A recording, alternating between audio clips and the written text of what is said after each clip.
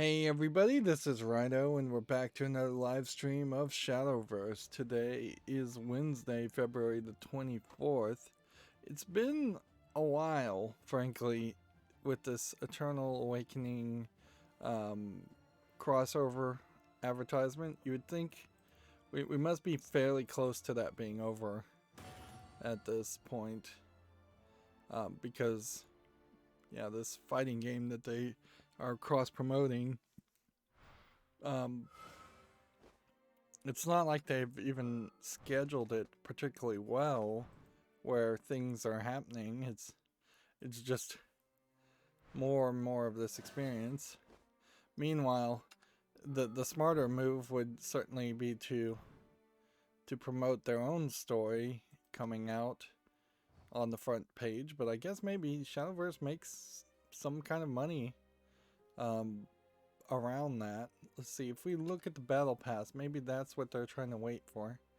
Battle pass ends March 29th, so you have a whole other month there, and with the battle pass you get cards that seem to be part of the cross promotions too. So they just really signed up for a very long Grand Blue Fantasy cross promotion, which seems weird. Alright. And yeah. Eternal Awakening is the crossover with Grand Blue Fantasy, and we still are opening up packs with the new cards that have come out, so we're on the back half of that at the very least.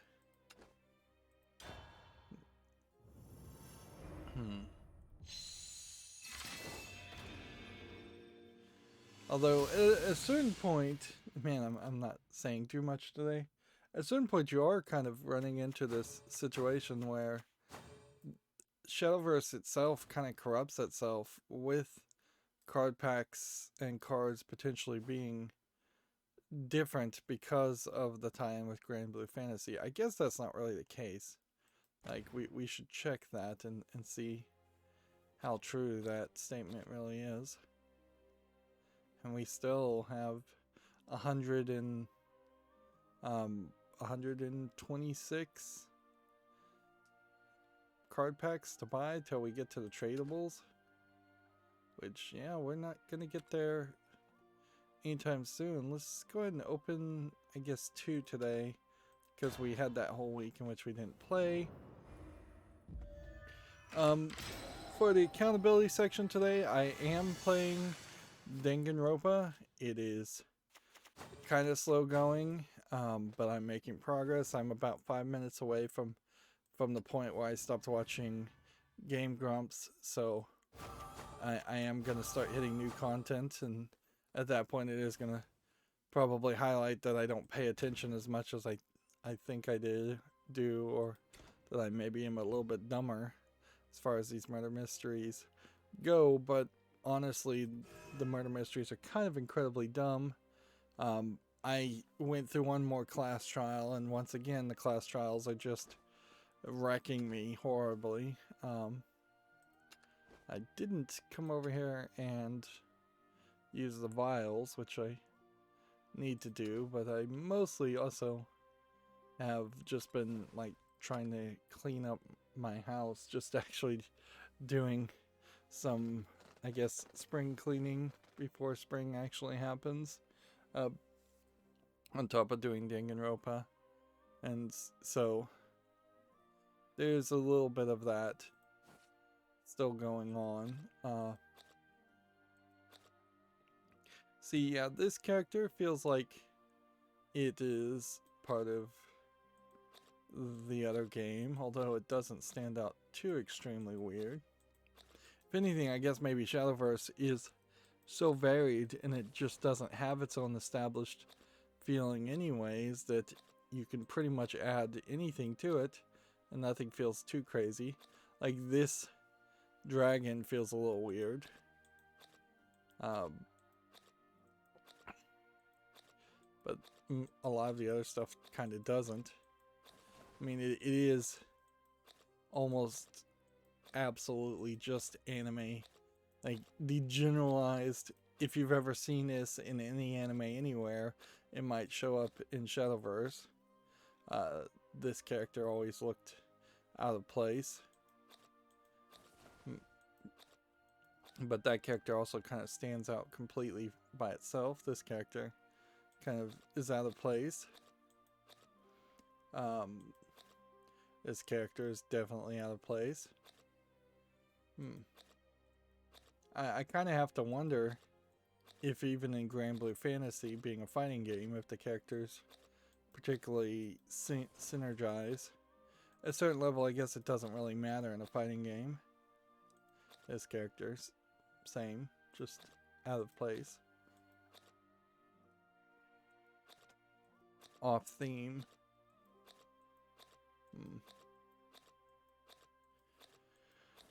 Yeah, I could imagine you could have any number of card games that play the same, and then you just relaunched them with new skins, and you could probably get more consistent and better in the second release.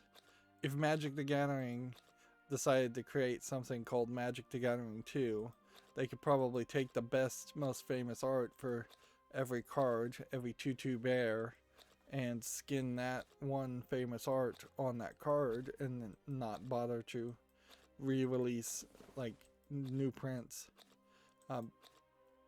Particularly in the case for Magic the Gathering, I feel like you will eventually have to make some kind of decision like that, assuming they don't just go out of business at some point. This character is off model and weird looking, to say the least.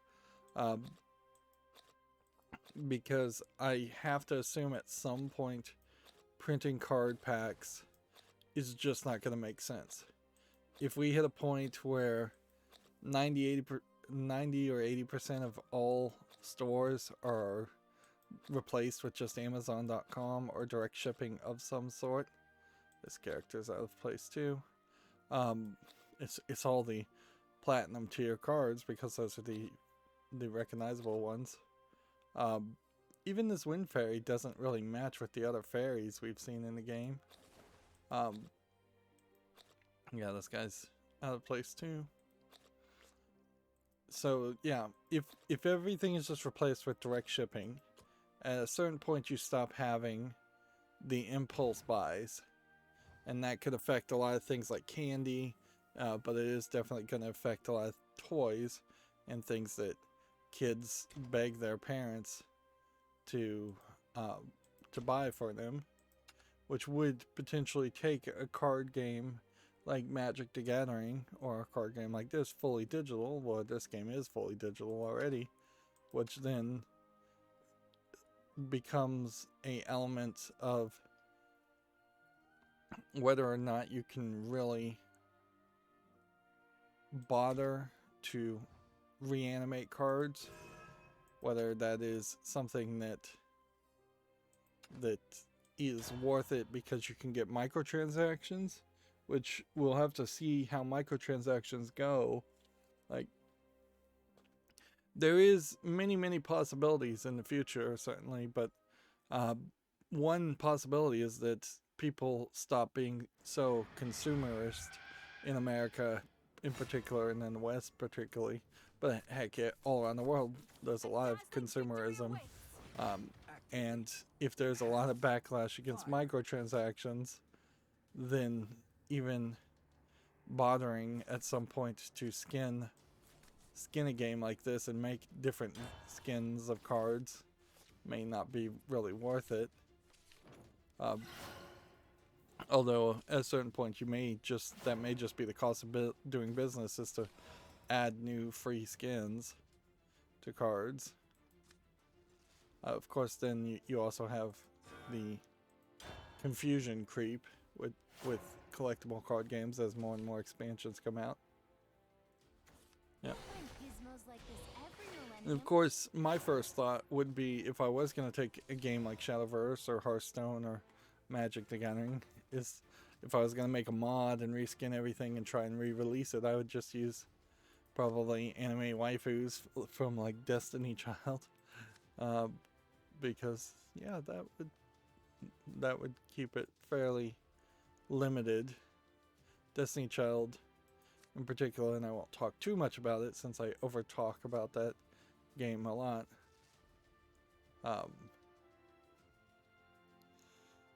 But yeah, it has at least at some level managed to not add that many characters that it could have, and instead it tries to reskin characters under different classes. So you may have, for instance, a fire version of a character, and then you may decide that they may decide, hey, let's have a water version of that character too. And they're doing that with their more popular characters, which saves them a little bit of time on thinking up new personalities, because they do have a little bit of visual novel story elements to them also.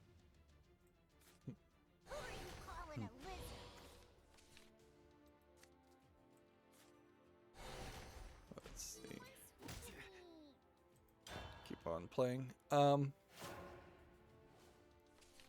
I've noticed on my suspender plugin, tiny suspender now, since I set it to use the Chrome native API to discard tabs and save RAM, I can't automatically suspend tabs, so there might be a bit of a problem going on right now. Yeah, I think there is, where I think the live streaming tab maybe is trying to connect or trying to play. Well, actually, I don't know.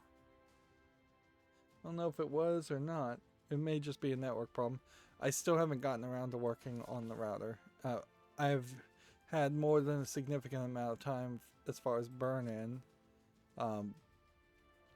So we know the new router works, and that pretty much assumes that there's like no big concern there. Let's go ahead and hit this.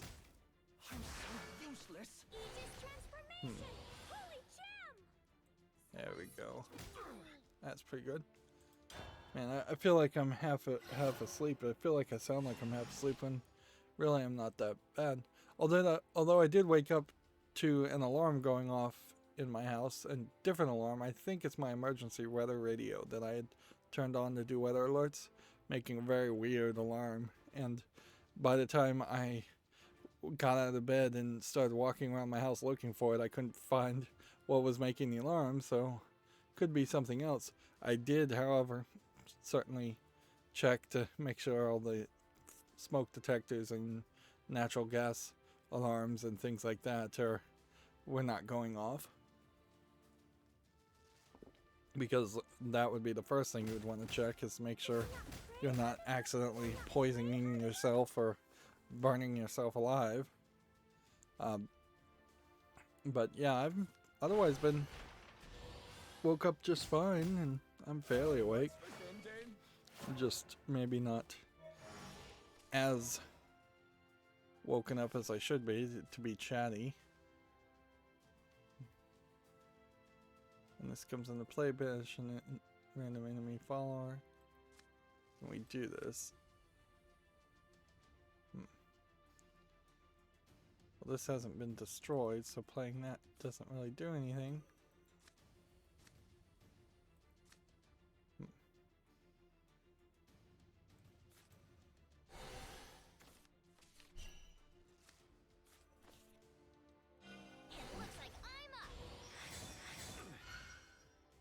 I guess that was the best we could do.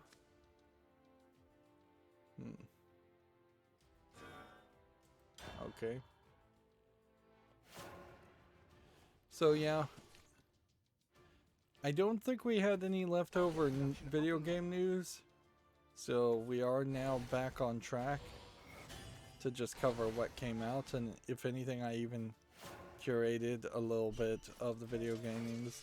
What's on Steam, on Twitter in particular, was not being particularly fast about. It was just kind of down. Alright, what do we want to do?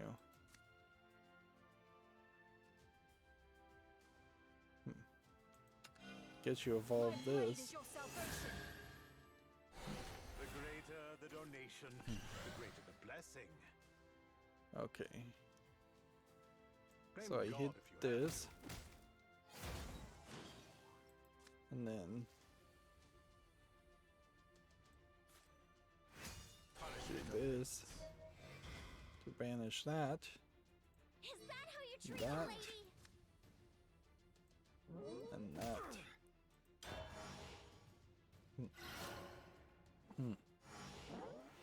So yeah, we don't have a ton of news today, but we also don't have any real reason to stretch this stream. Like, I still am basically never going to be able to recap the lost week of recording. I still have not done anything to schedule videos.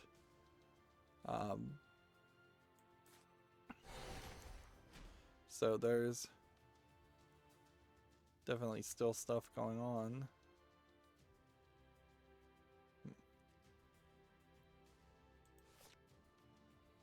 See, do I want to evolve something? I mean, I guess I could evolve something. Winds of light, show your might. I've got all the magic I need. Here goes. Is that how you treat a lady?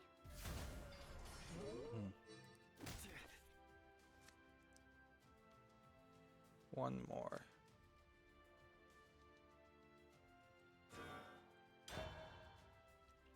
So yeah, there's definitely stuff still to do. No way. Is in my orbit. So yeah, we should just rush through towards the end. I definitely am in a weird position also with just Danganronpa, because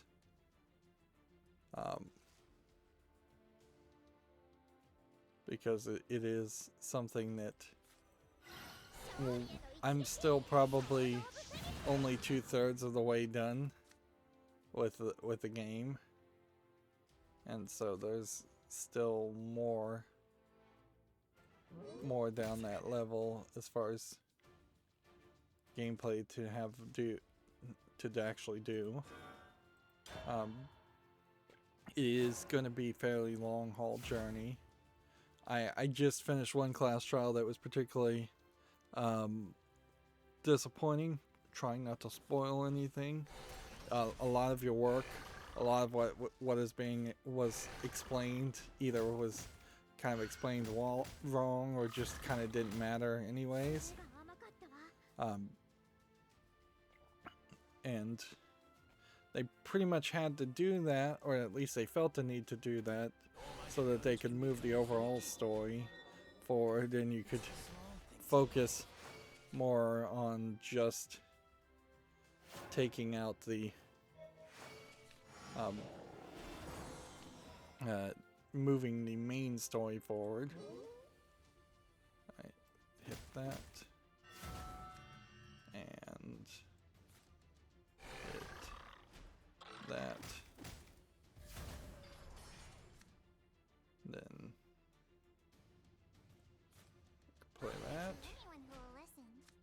And we can play that. I go with the wind.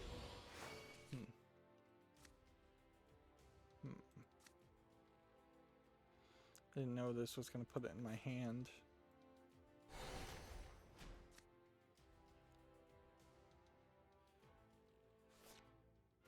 Do we have a good motivation to evolve anything? No, not really. It'll be alright. Probably. Yeah, so let's just go through the video game news. Yeah, Danganronpa is going to be very, very hard to have anything to say as far as the story goes at this point, and I don't think I've particularly even tried to say too much about it in the past anyways. Okay.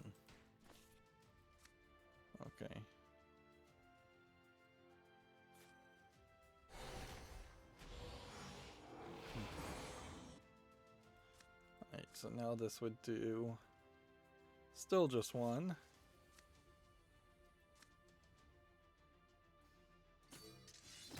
I guess hit that. And is there any motivation to evolve? Half the number of amulets destroyed rounded up. Seems like that's a really high requirement.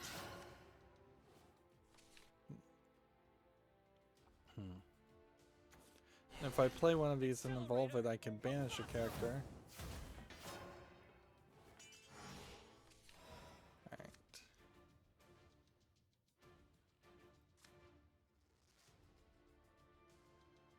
Alright, well, let's do this to that, I suppose. Then banish that. I will save you no matter the cost. A painless death is the mercy I can afford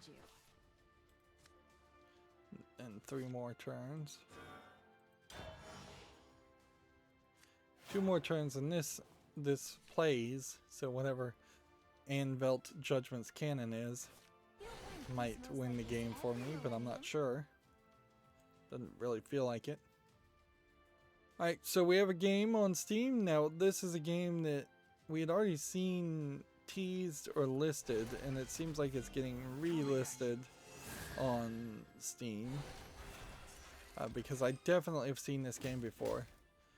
It's called Fights in Tight Spaces. It's a card-based, as weird as it looks, game with kind of a unique art style where you play the cards and then it enacts the cards in a like monocolor or monochrome, or maybe not mono is the wrong word, maybe just solid color characters, or mostly solid color characters.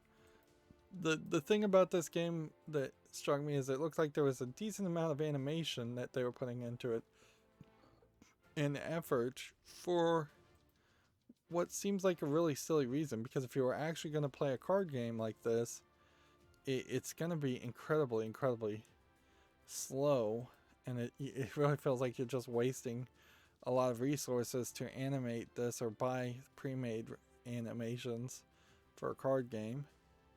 This is $22.49, and I'll put it, I guess, on the follow list, but I also kind of want to know what happened there.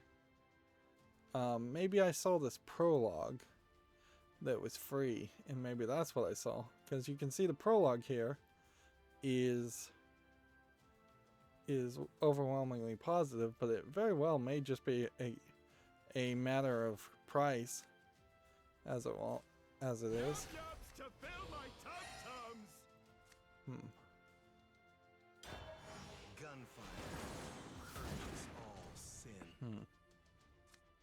Okay. So now this guy will just summon a new version of him. Oh.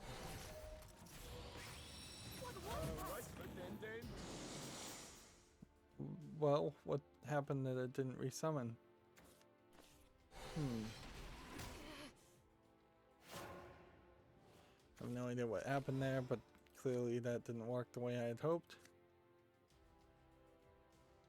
This can do 2 damage to one character, but won't save me. Only thing that would potentially save me is that. Every shot is a miracle.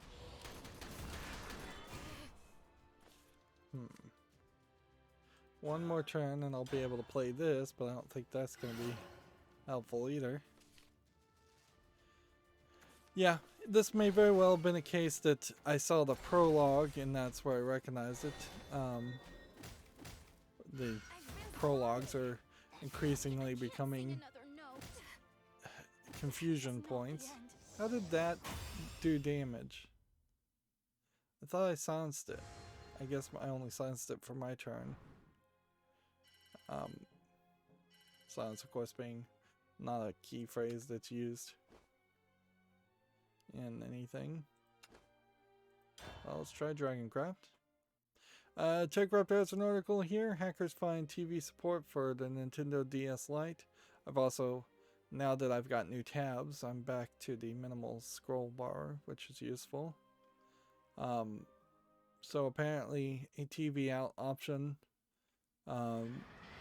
was something that they were thinking about having for the Nintendo DS Lite. Even back then, I could see a lot of reasons why you wouldn't have bothered to develop that.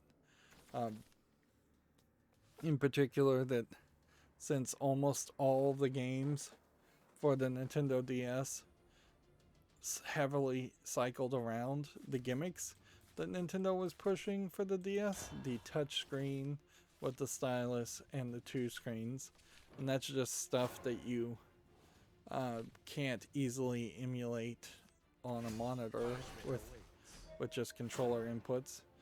There are emulation cores certainly that play DS games, and they often just have to pop up a mouse or make do with what they can do.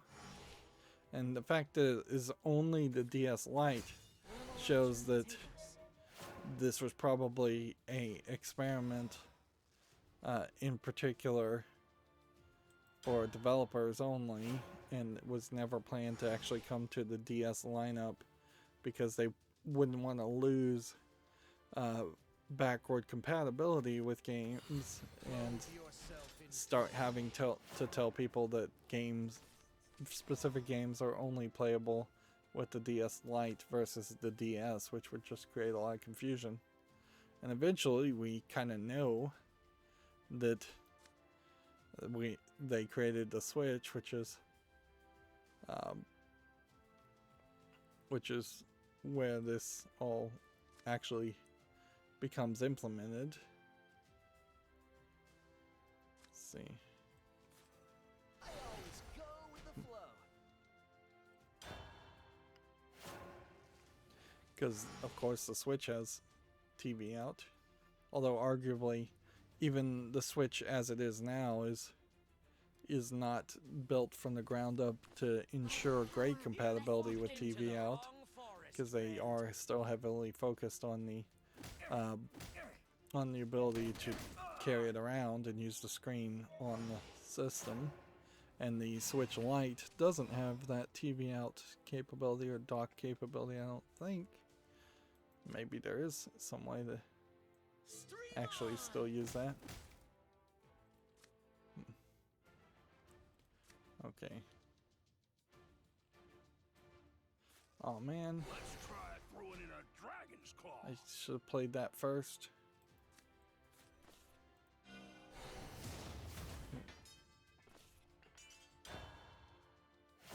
Moving on, Game Researcher has an article here. Steam's new controller reporting lets devs know how their games are played, which I guess maybe that was more done with the Steam hardware survey, as they were just kind of generally asking if you play games with a controller. Now it seems like maybe if you opt into the hardware survey, you are directly telling Valve and Steam whether or not you're using a controller or a mouse and keyboard. Although at a certain level it kind of feels like you're gonna have to be fairly careful. Like most people, including me, have a controller plugged into the computer always. That doesn't inherently mean if I'm playing a point and click adventure that I'm using a controller. Or a real-time strategy game, or even like Diablo, those all would be fairly hard games to play with a controller. Also, of course, they couldn't easily detect if you're doing something like I had to do with Fear 2, where I had to bring up good old Joy to Key and use that to map my keyboard input to the controller, because I did not want to play that game with a mouse and keyboard, although frankly I probably would have had a better experience if I had. But yeah, this kind of information is good. It helps, I think, controller players way more than anything else. I think very few game developers of a very small style of games would get a report from that and say, well, we've from our reports seen that most people on PC are playing with mouse and keyboard, therefore we're not going to bother to develop controller support. That would be such a backwards way of thinking that it would be ridiculous, because almost every game developer that makes a PC game has, at least in the back of their head, the idea of releasing it on a console, and we've gotten incredibly better actually about having PC only games starting to be ported to the Switch or Xbox or PlayStation. And yeah, unless you just are an incredibly small developer, there's no argument for that. And you have, like, the Binding of Isaac is a great example of that, as that is an incredibly niche product that is PC focused first and foremost, and yet, while it may have taken many years for the small indie developer to port Binding of Isaac to the Switch, it did come out on the Switch, and yeah, I'm not 100% sure if Binding of Isaac ever did, in any form or any variant of it, actually come out for I'm not sure if any of it actually did come out for the PlayStation or PS or Xbox.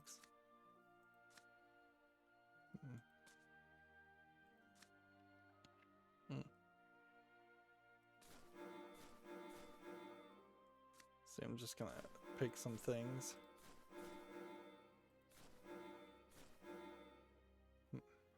There we go. That's good enough without actually caring or trying. And of course, if I'm not caring or trying to make a deck, then what's the point in the first place?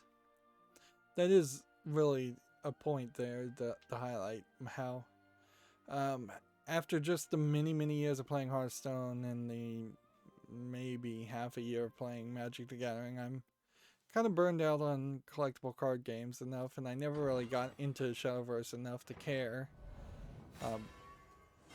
So I probably should just shift to the next level and start looking up some net decks, because clearly I don't have enough time or enough interest to go in here and build custom decks. I just also don't think the Shadowverse cards are wild and crazy enough for you to really care as much as you would like the Magic the Gathering cards, which tend to be a little bit crazier or introduce more key phrases and more wildness. I don't know if it's even worth mentioning this, but here we have a game called Lightwave that's clearly a platforming frustration game where you can also swing. Early access for no reason, $9.89, allegedly full audio. Yeah. Not worth your time to say anything more. We have Tested on Humans Escape Room, which I feel like this is a game that we had already seen. Maybe it's out of early access at this point, but oddly not on the fall list either. $7.49. Maybe Palindrome Syndrome Escape Room. Ah, yeah, I think I did see this one. This was on the following list, and you can see it's very positive. So, seems to me what's happening here is you have a developer that is either reselling basically the same product, or they're trying to make a series of escape room like products. $7.49 is a little too expensive probably for what it's offering, but you know, the bundle gets it down to about $6, I guess. Put this on the follow list though. Like one can't consistently deny that there is somebody who seems to like these games, and this game does visually look like it is different rooms, so they are asset flipping other content and not just trying to sell you the exact same game. And while this may be part of a subtitled escape room series, it doesn't seem like there is a particularly long running or connected thread between the two games, which might be helpful, frankly, to avoid having a series of games and instead have a have a collection of bespoke games that have a certain level of quality associated to them, although that level of quality at the moment is not very good.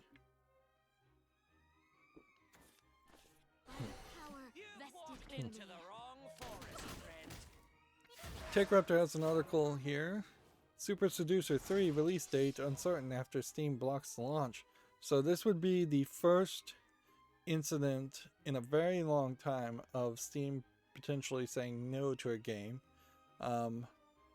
Super Seducer 1 and 2 I think did come out on Steam, and they came off as it seems like the main person is either a very good actor playing a character, or he is a just jerk pickup artist who thinks his games are actually good. Take your pick on which one you think that is.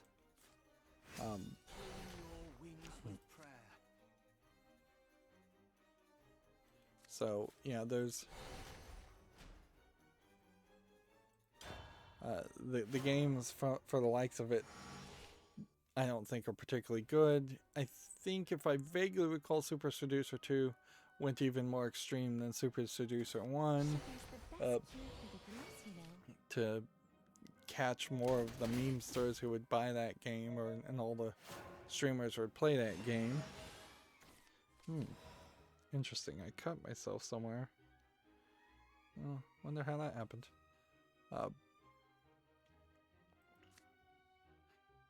It's always weird to look down and see you have a scab. Let's see what we want to do. Guess you want to do this and just buff and buff and buff. My blade is your salvation.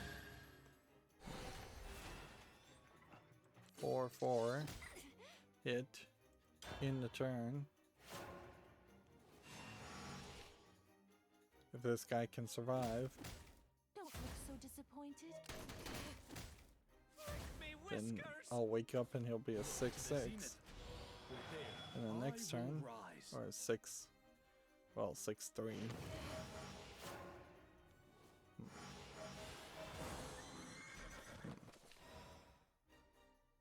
Okay. If I summon this to a 7/5, Winds of light, show your might. he won't have the ward, which I think I want the ward. I will rise again.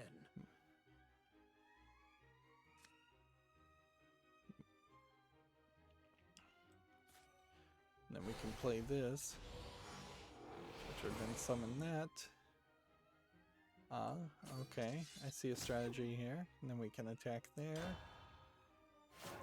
So yeah, to get back to Super Seducer, it says the original game launched on February 15th. or the Super Seducer 3 was supposed to launch on February 15th after numerous delays and pushbacks. However, on February 11th, the creator, La Ruina, tweeted that Steam had told them they were not sure if they can ship the game at all. Later the same day, La Ruina confirmed Steam had rejected Super Seducer, but had told him that if he submitted a censored version of the game, they would consider rethinking their decision.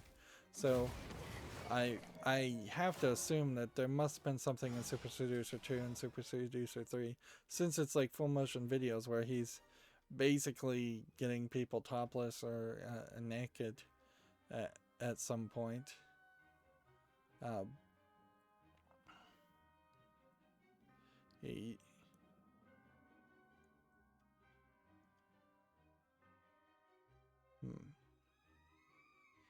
See, according to the Steam page, the devs have taken player feedback on board and turned the sexiness way up in the third game. So yeah, I think he probably is doing straight up live action porn, and that puts Valve in a different position, I suppose, than what they normally run into or have an issue with, which is the level of anime porn out there, or at least 3D models of naked characters that are not real identifiable humans. I will save you no matter the cost. So yeah, that must be the issue.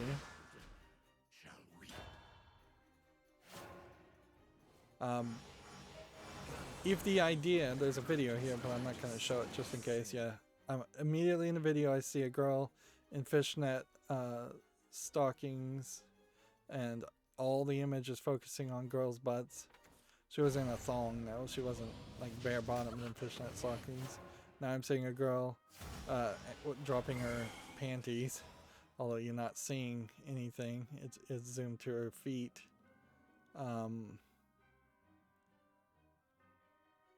So yeah, the live action sexiness, the main character is topless there. In a funny way, he kind of is like a new Ron Jeremy type guy who could be a porn star very easily,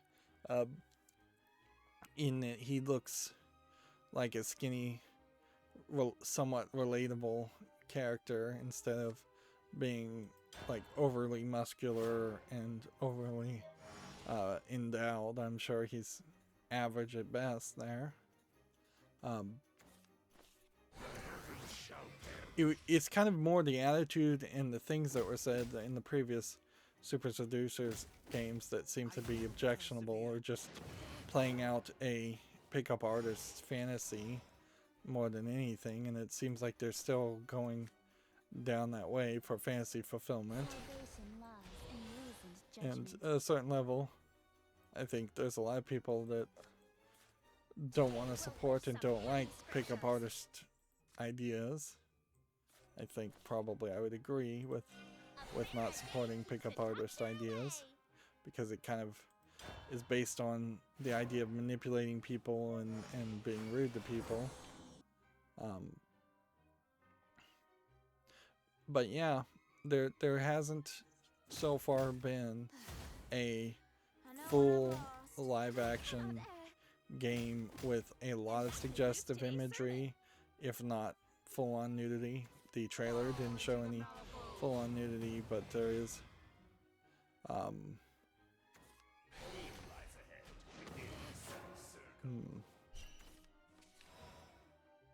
yeah, La Runa, the creator, says that the demo would have been an ESRB-M if it had a rating, whereas I'm not sure if the ESRB wouldn't have given it, just because it's a small independent game and adults only. Anyways.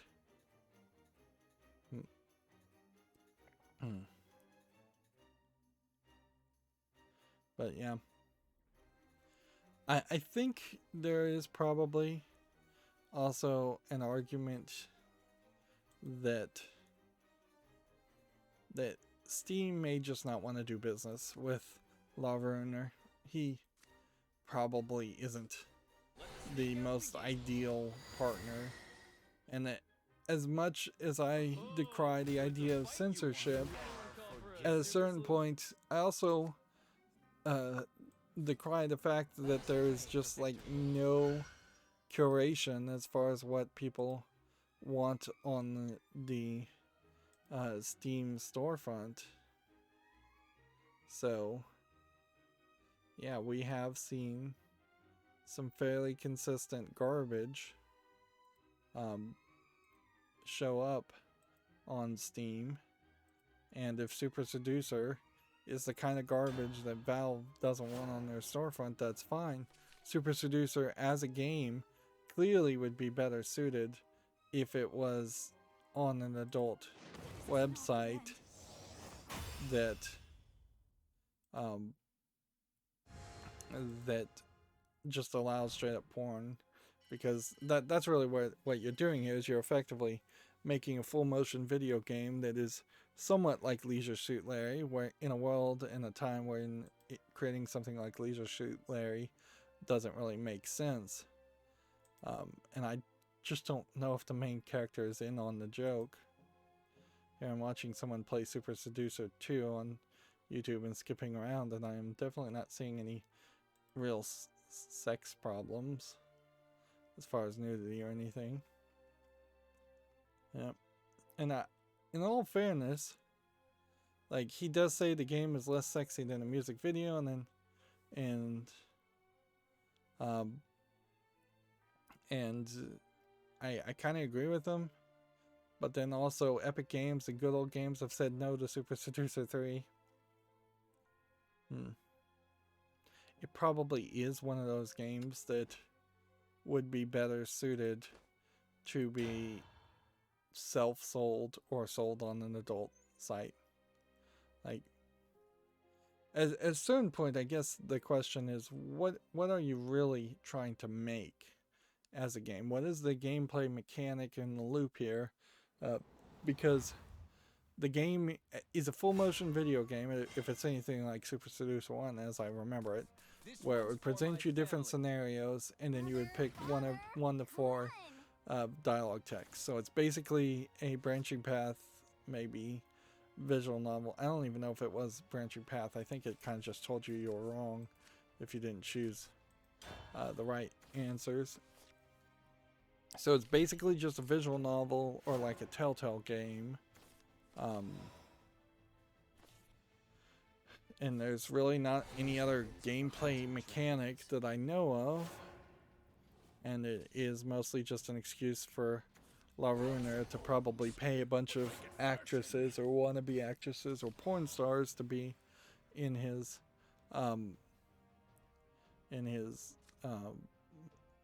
movies, which at a certain level, I guess he's getting people work, and there's something to be said for that, at least. And there certainly is a way, if you're very good at writing joke and hoisting the main character on his own petard, which they really don't do in the Super Seducer series, in which you can make a game that is particularly interesting to me, and I think a lot of people. I think the general idea is that you're going to have a sense of justice. I hate to use the phrase social justice, but like there's a sense of moralistic justice. People haven't, in the past couple hundred years, really enjoyed the idea of a character being a jerk and then getting away with it, and that being highlighted and promoted as good. Even if you were going to try and make a pickup artist an anti-hero, you kind of need to see him go through some hero's journey and suffer. And that the games seem like they're more of a wish fulfillment thing where everything just goes right for the character, and that's not where Leisure Suit Larry went. Leisure Suit Larry had the main character almost always failing and almost always struggling.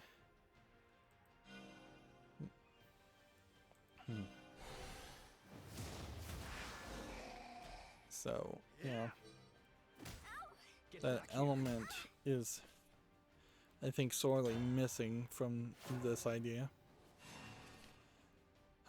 But in all fairness, I think that the main problem is, I've said that phrase far too often, I think the main problem is, the fact that it is live action this time.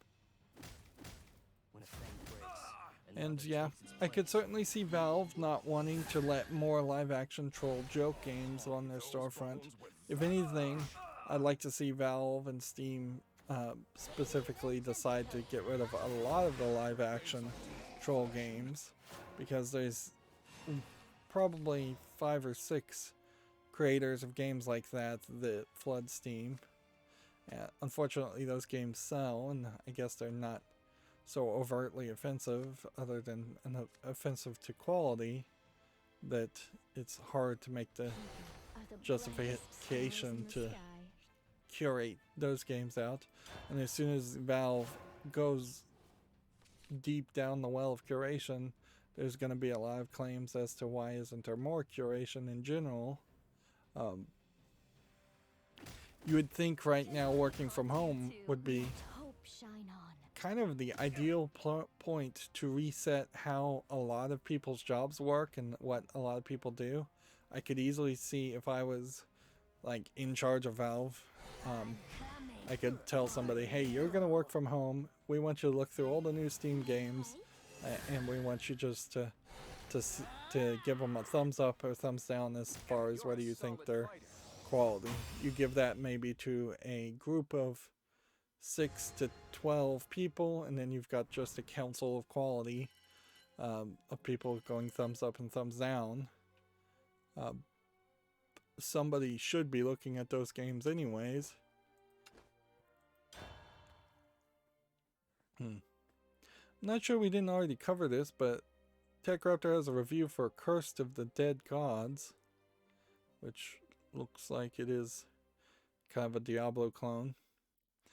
Even Giant Bomb was talking about how the remaster of Diablo 2 is just kind of a weird thing to do at this point. Like, it's really, really hard to mentally justify going back and playing Diablo 2 at least multiple times, if not even once.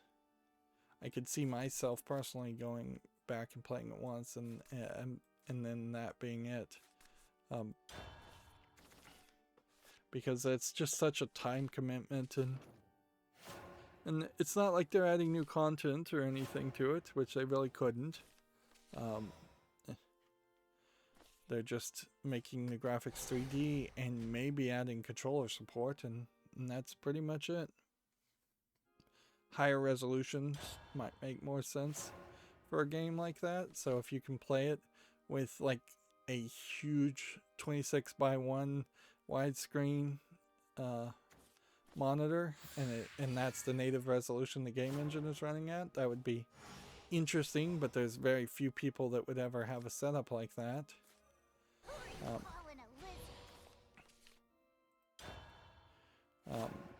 And otherwise, there's kind of nothing there.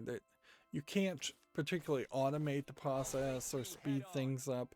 You could potentially maybe mod it so that there's more damage and like more experience per kill. Yeah, I could see definitely going back and playing Diablo 1 or Diablo 2 with a mod that just doubled or tripled the experience per kill, so that you get very, very close to like level 99 or max level in one playthrough versus playing multiple playthroughs. A certain level, that doesn't probably change too much, because if you did that, you would probably then be shown the level up screen too often, and from what I vaguely recall playing Diablo 2, I think you saw the level up screen fairly quickly. Anyways, talking about this game, it says, welcome to your new roguelike addiction. So they give it an 8.0. Curse of the Dead Gods is extremely addictive roguelike that features deeply rewarding and exciting Combat mechanics, pros, deeply engaging combat, darkly beautiful visuals, intriguing curse system, risky and challenging gameplay. Cons can be overly difficult and a slight lack of diversity, which I assume is diversity in enemies. Yeah, this looks like a game. Wow, this looks like a game I actually want to play. Let me finish a sentence there. Yeah, generally when I say it looks like a game, there's a bit of an insult hidden in that. Right, amulets.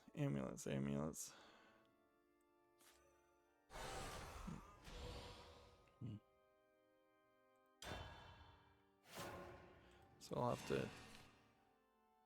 Yeah, we have a game on Steam called Of Mice and Mogies, which seems to be a chase game where you're chasing animals, trying to kill rodents by trapping them.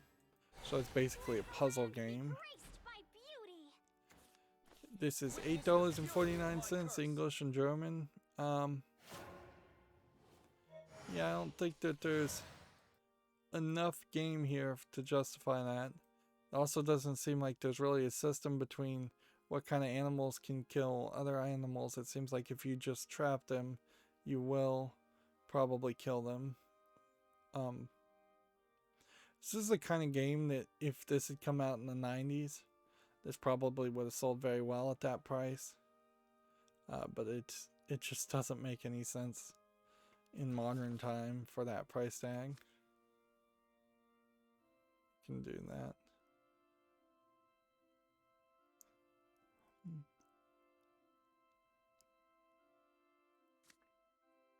Let's play this. Uncharted desert awaits. And then this.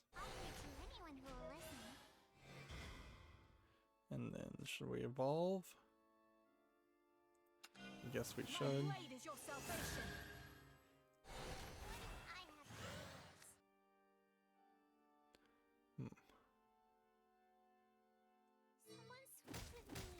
Do that.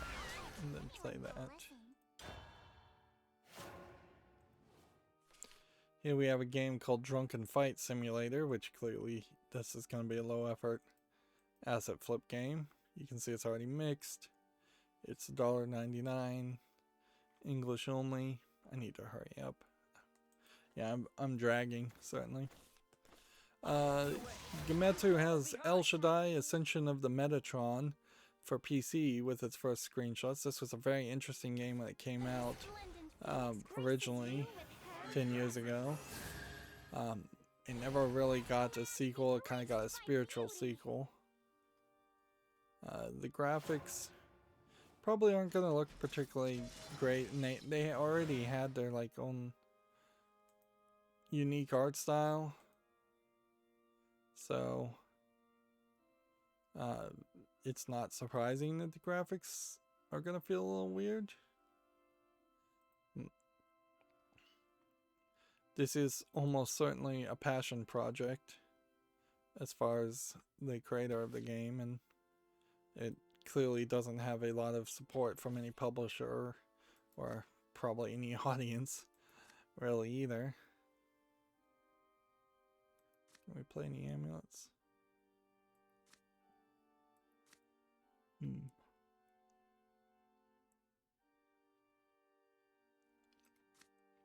Let's just do this, I guess.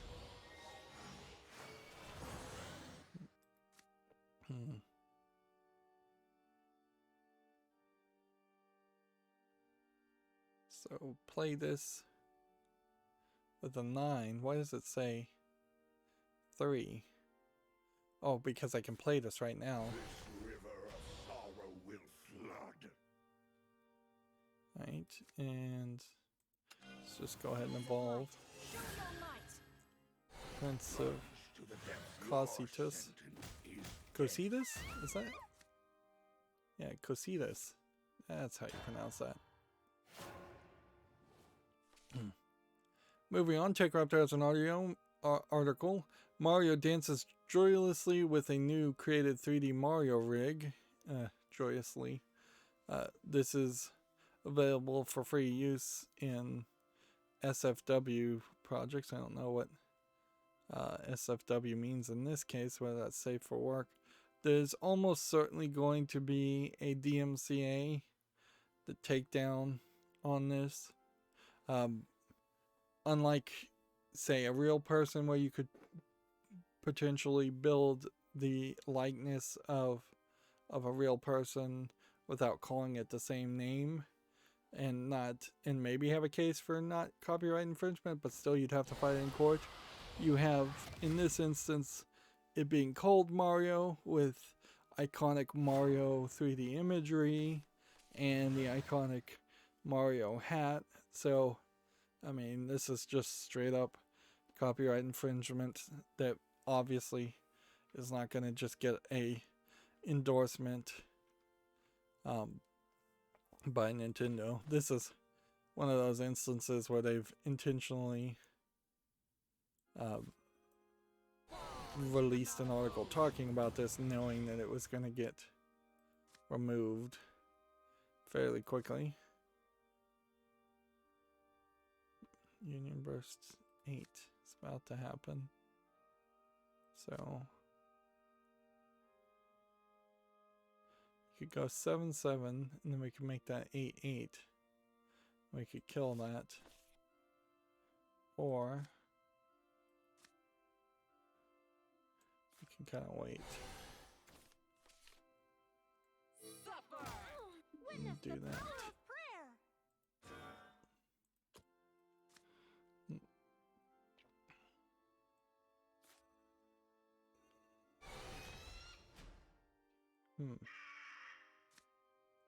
Didn't realize that was gonna work.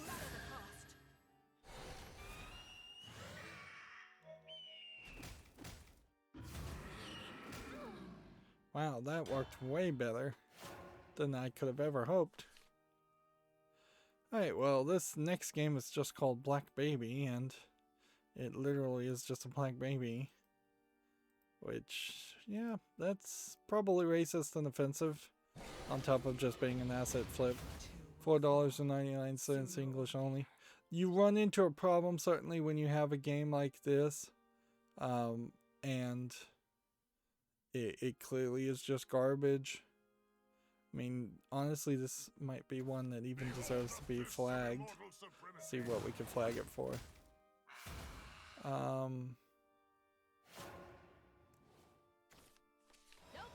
You could flag it, I guess, for defamatory. Contains libelous or defamatory statements. We don't know if that's really true. We can only see the images, and the images are honestly, I'd much prefer the ability to flag it for just being a low quality game than defamatory, since I don't know for certain. So I'm not gonna bother to do either. But yeah, when you have a case where a game like Super Seducer is not allowed to be published because it's live action games, and then you fast track the Steam Direct $100 listing of a game like Black Baby, and it seems to go through in front of nobody's eyes, shows just a incredible inconsistency there as far as whether you're going to curate quality on your games or not. And at a certain level, it seems like there are just some people that have gotten on the poop list, or with Valve, and then new people are welcomed with open hands and open arms when they should just be more cautious. I think the way cancel culture and such is going these days, it is just going to be smart, and it probably was always smart, to know who you're doing business with first and foremost, and not be so open that you're willing to work with everybody. Which, ironically, that probably would include like YouTube too, where there is an argument where YouTube probably shouldn't let people like me do business with them at all and put content on their storefront, on their website. But at a certain point, then you also have to question whether YouTube is closer to something like Twitter and Facebook, where everybody's supposed to be allowed to talk, or almost everybody, versus Valve being a storefront where it's supposed to be selling you allegedly quality products, or products of any sort of a value. Moving on, Gamatsu has the Xbox Live Gold games for March announcements. It's gonna be apparently Ranger of the Forest at your service. Warface Breakout, Vicious Attack Llama Apocalypse, Metal Slug 3, and Port Royale 3. Seem pretty much none of these are recognizable except for Metal Slug 3. And Metal Slug 3 does not look like a particularly great game. And I think I may just take a nap. I turned off my heater / air conditioner back to its just default settings in an attempt to potentially save some money after having the heater on for so long last week. And apparently my settings since last time I adjusted them are still a little off, because I'm fairly warm at this point. But I don't know, I might also just be pulling a small fever.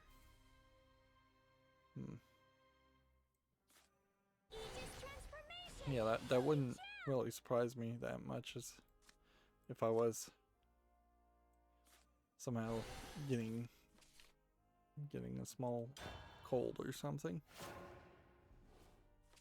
Yeah, games with gold seems like it's nothing.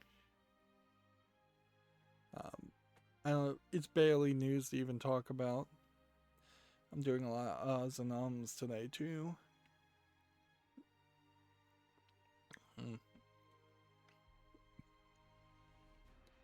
Here we have a Gamma Sutra article. Iron Source has acquired playable and video advertisement platform Luna Labs. I believe playable in this case. Oh, I guess no. Playable is a descriptor here, not a name of a company. I guess that would make sense since it's lowercase. So playable ads. Yeah, that's the one thing I need to desperately do, is work on my router to get the ad blocker back up. It's definitely not fun living in a world where the internet is just overflowing with ads. It's gotten incredibly bad. Yum-yums to fill my tum-tums.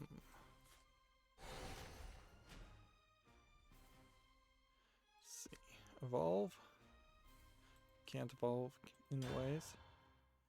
Next we have a game on Steam called Stay in the Light, which looks like it's a dungeon crawler. They're calling it a first-person shooter with realistic as far as the tags go. Either this is a lot of polish on the last time we've seen this game, or this is a different game. There was definitely a game where I think we're supposed to stay in the light, and you're walking through a procedurally generated maze, and there was like a minotaur chasing after you. You can see this character has a mirror, and it was like a ray tracing demo more than a game. Apparently this has now been expanded as an idea.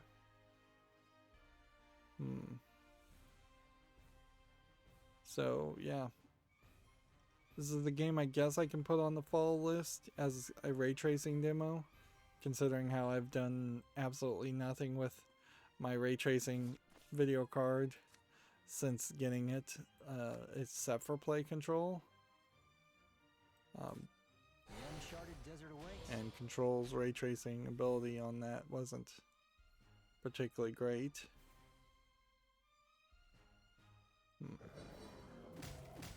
Hey, no dirty Let's go ahead tricks. and hit this. My blade is your salvation. I'm ready for more. What do we have here?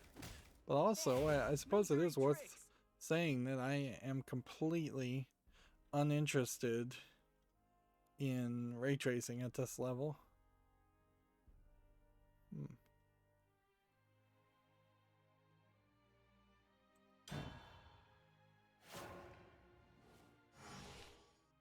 Let's see. TechRaptor has an article here. Revisit Gothic horror in Dungeons and Dragons with Van Richen's Guide to Ravenclaw, which I guess that's the name of the game. This looks like this is a video game. Here you've got several monsters showing up in the mirror. Let's see. Dungeons and Dragons supplement. Oh, so this is actually a tabletop, game. Alright, so at the very least, I kind of know where Dungeons and Dragons is getting its new content. Not that that really matters much, because even if there is a video game made based on Dungeons and Dragons, it seems to be fairly far behind. And I suppose that is a failure on Wizards of the Coast, who now owns Dungeons and Dragons, where they really should have made it their effort and their desire to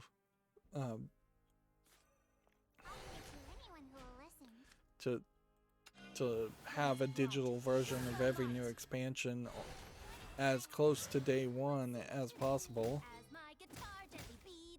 Man, do I feel like I'm just stuttering full today. And it's more bearable when playing a visual novel to be a stuttering fool and barely being able to read the dialogue in front of you, but when you have to actually think of what you're saying, and that really feels terrible. Yeah. Check out that article here, how Session redefines skateboarding games. This is an opinion piece, basically. And I'm not 100% sure I believe skateboarding games are going to make a big comeback ever.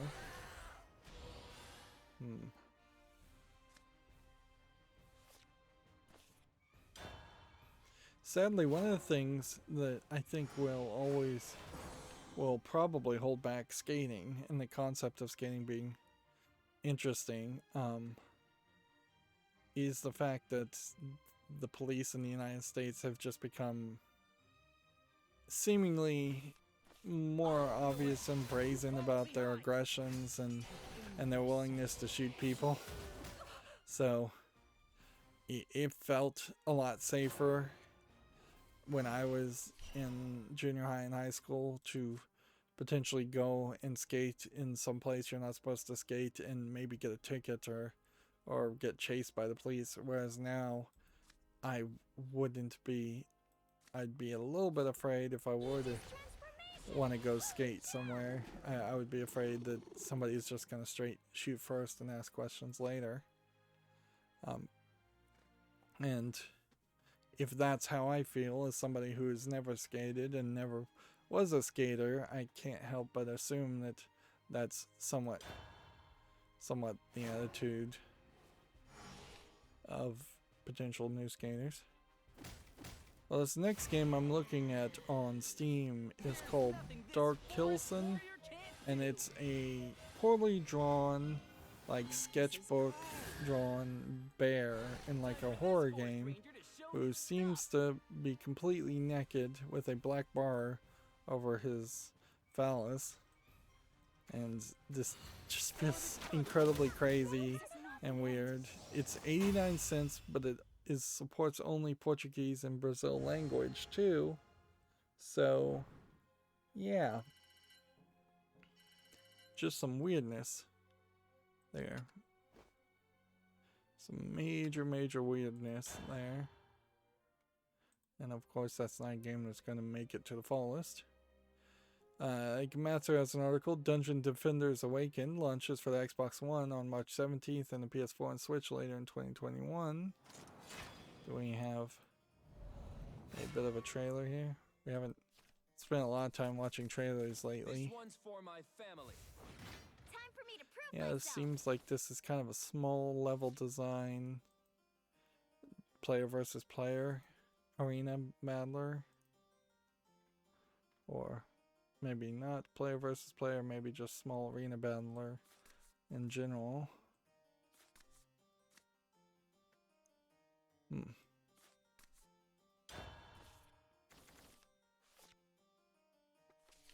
Let's see. Tech Raptor has an article here.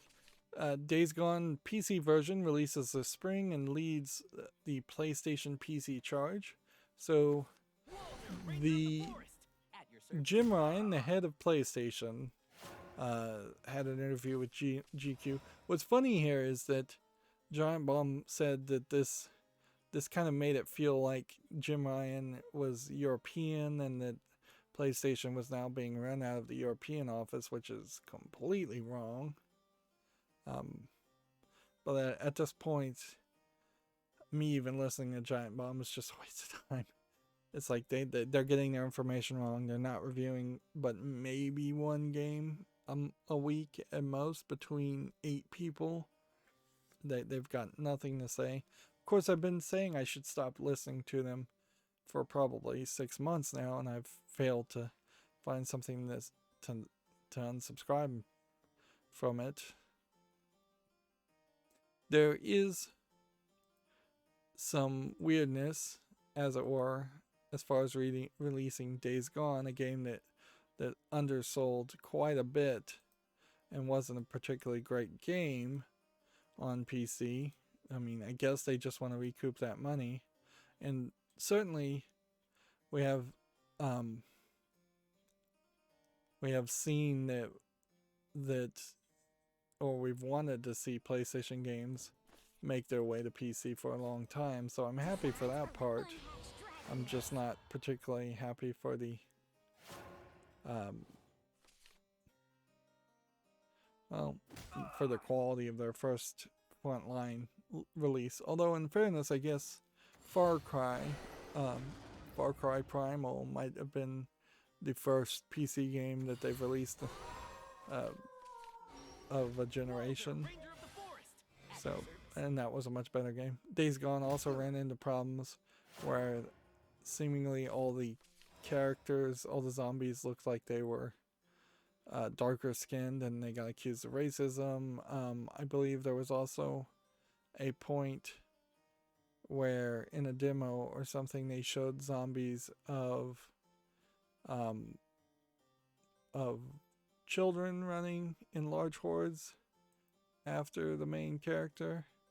They certainly oversold the idea of large hordes of zombies playing a big role, and it really didn't. The main character is just not likable from what I recall.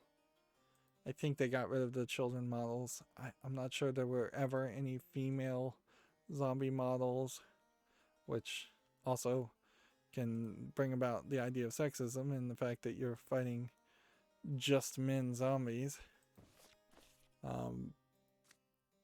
But I'm sure plenty of games have managed to get away with things like that before.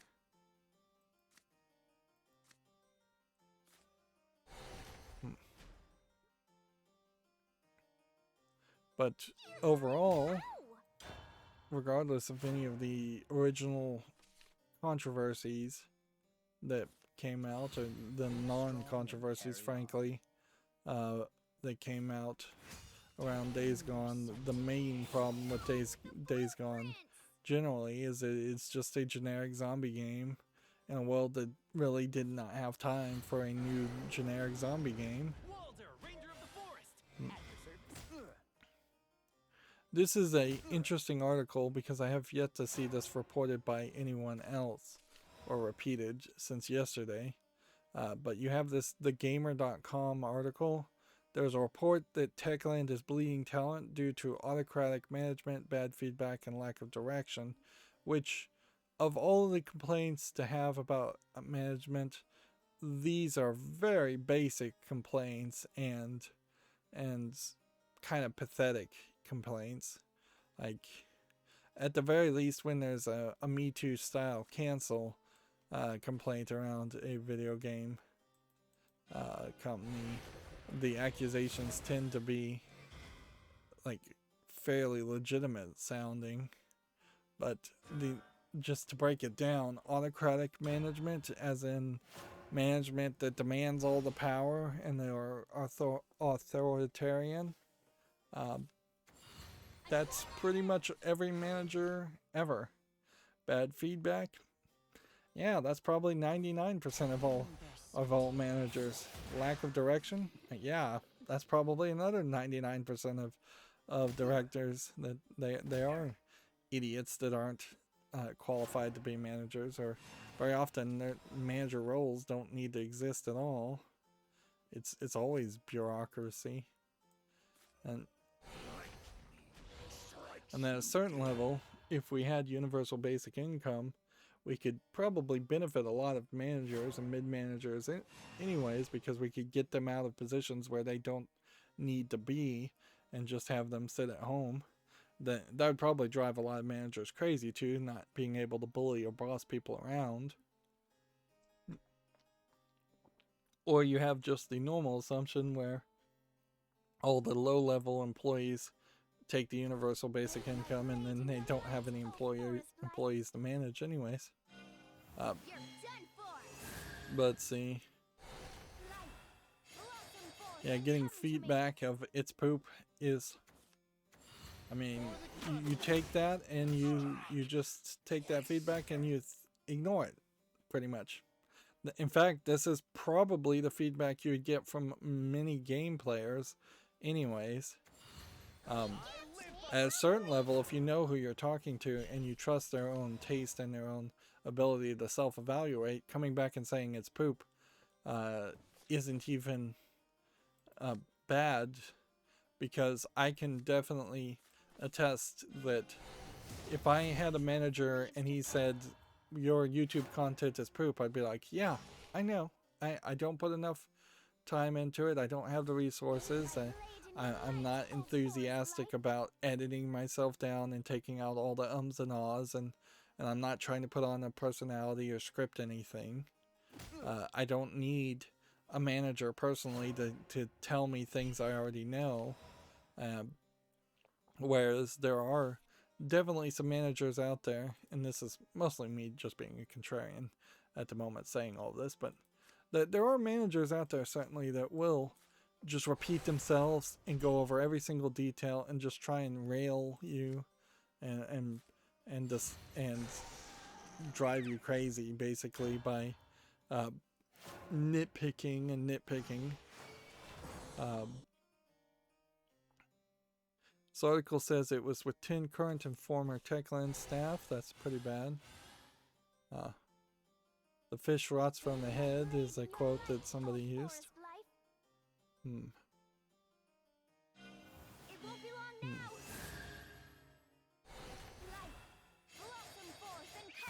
Well, at a certain level, there might be slightly more than average truth to this.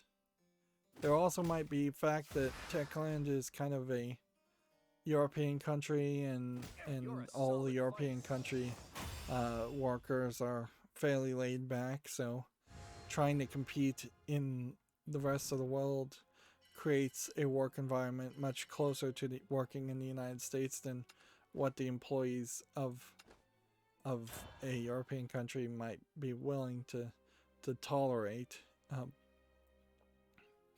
Inherently, this is part of the problem with global trade and world trade as it is that if you are, particularly in Europe, which is heavy unionized and heavy worker rights, there is a lack of ability to abuse your employees compared to the United States or China. China is way worse about abusing employees, or Japan is another example of abusing employees. So this does kind of come out as mostly a whining situation. It's hard to tell if this is specifically one person, one manager, or all the managers, and it's hard to tell how many managers there are. There probably is some truth to this. Dying Light feels like it should have been out 2 to 4 years ago. Dying Light 2 should have been out 2 to 4 years ago. It feels like. So I'm a little surprised that we haven't seen that. They did instead release more expansions to Dying Light 1, and I wouldn't be surprised if Dying Light 2 kind of doesn't ever occur. This kind of sucks to see an article like this personally, because I have just bought Dying Light 1 in anticipation of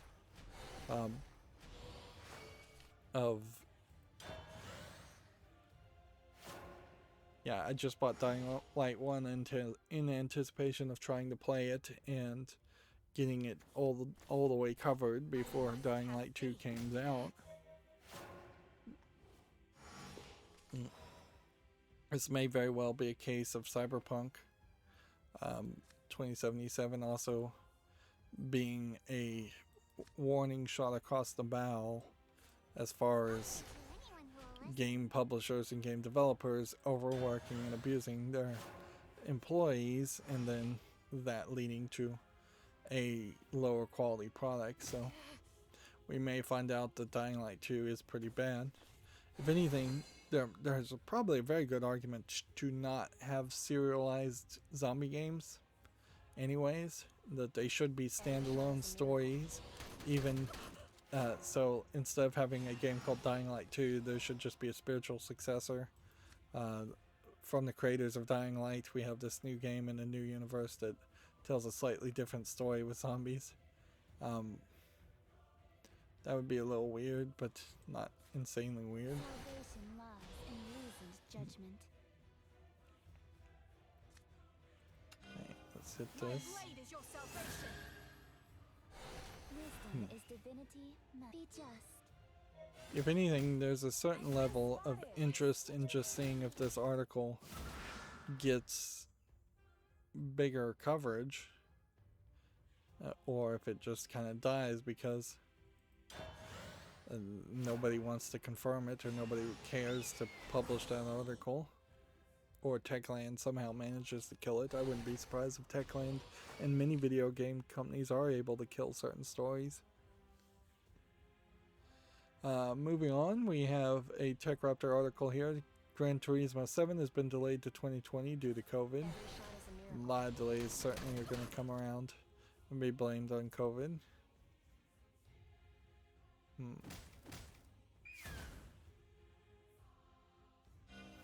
can pierce my shield.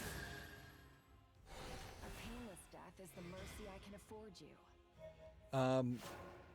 Vampire the Masquerade Bloodlines 2 has been delayed indefinitely. Thus, the Epic Game Store has removed the ability to pre-purchase it.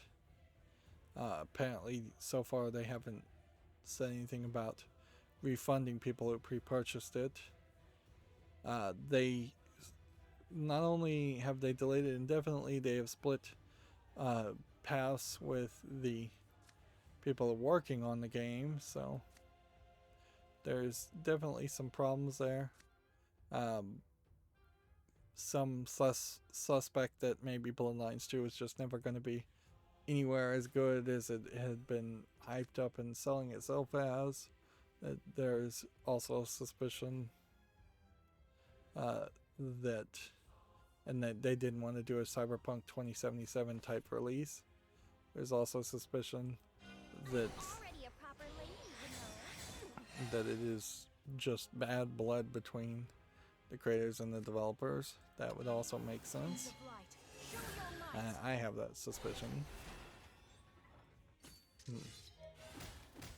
The delay indefinitely and not being willing to work with somebody to the actual release of a game is fairly unusual in the video game world, particularly after the game had been announced and had a release date. Here's the full image. Let's see.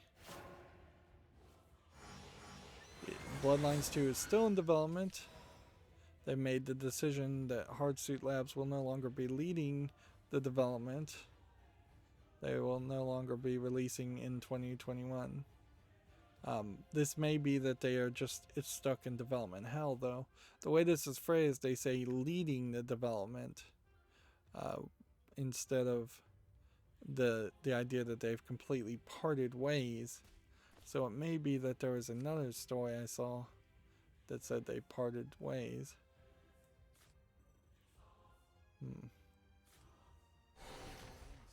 Which stories like this can just get bigger and bigger, and you can get little bits of details that explain things more than what the official release will say.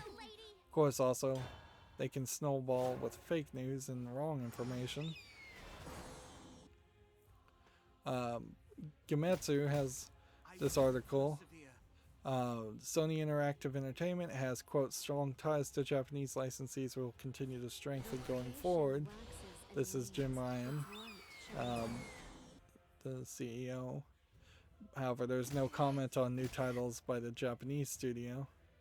The Japanese specifically don't believe this, I don't think, and you can definitely see how Gematsu took this same GQ article and focused specifically on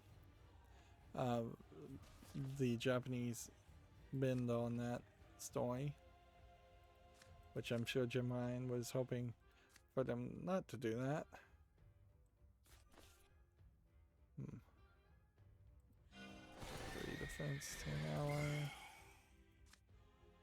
Let's see. This. This.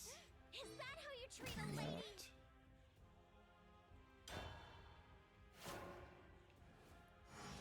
that. But yeah, it's really hard to believe anything they say, though, as the Japanese don't seem to really believe what Jim Ryan says as far as PlayStation.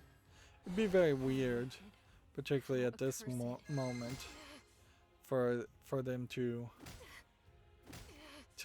come back strong during like the Christmas season of 2021 and have a whole bunch of Japanese licensed game. Next we have on Steam a game called Otaku's Rage Waifu Strikes Back. It's tagged with nudity. Like I could probably show it actually. It's poorly drawn, big busted anime girls. Seems like we're getting a larger growing number of these games, and it seems like the actual gameplay is just match 3 for $1.59 English Russian. So yeah, seems like we are going to increasingly see more of that kind of game until Steam decides to stop letting that type of game being listed. If anything, I think you've probably got the same argument here that you could make with Super Seducer 3, if not even more, because at the very least Super Seducer 3 is going through the effort of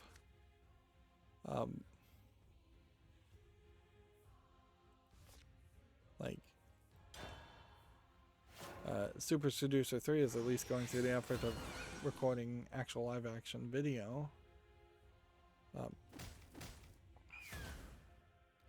The biggest announcement I think from Sony is that they're developing a next generation VR system for the PlayStation 5, which arguably they said it's not coming anytime soon, so arguably it probably is going to be done right about the time the PlayStation 6 is being announced.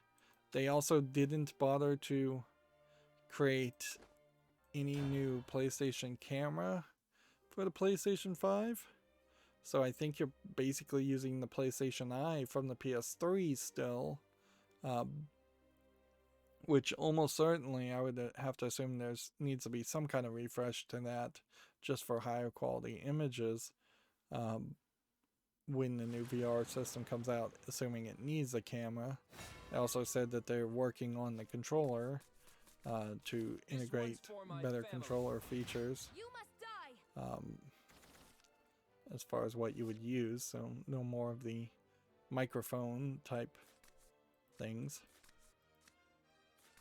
Yeah, I briefly thought about building a Raspberry Pi that could be used as a karaoke machine. Particularly the Raspberry Pi 4 that has 2 HDMI outputs might be useful there, to have one that shows the output, one monitor, and one monitor that shows the software. But I'm fairly certain I'm not going to bother to try and build that project. There's a couple pieces of software that look interesting. One that would be voice acted, so you could just say play this specific song and it would be able to look up through voice detection the specific song, instead of having to have somebody look up a song and build up a queue of songs first and foremost. But the implementation of it isn't 100% guaranteed that it would run smoothly, and using CDG files or MP3 plus G files, or to put the text would require different software. It's not going to be a simple pre-build thing. It would be a lot of jerry-rigging, almost certainly, as a project. And I just don't think I have a target audience. Getting microphones is fairly cheap. You can spend about $60 to get a decent 2 pair of microphones, and then if you want to go 4, you're talking probably $180 at that point. You probably don't need 4 microphones for a karaoke machine, but you wouldn't want to only have one either. One of the softwares specifically just goes to YouTube to find the music, where everything else would be preloaded music, and that is where a level of work is going to come down to. It is pretty much any time I've had to deal with any music, I've kind of regretted it for the amount of level of curation that requires, and particularly as somebody who doesn't really listen to music, and having not a very firm grasp on what pop songs are interesting. The curating a good list of songs would be fairly hard for me, particularly since I haven't really even been listening to music in the past decade. Okay. Discard a card. Rush. +1/+1. Alright, so if we do this, and then what? I think I pretty much don't want to do anything else.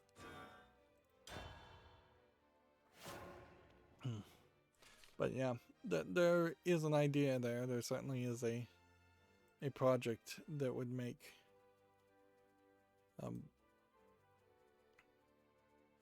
sense if you had a large group of people who are big into karaoke, which arguably in the West there probably isn't a large group of people that are into karaoke.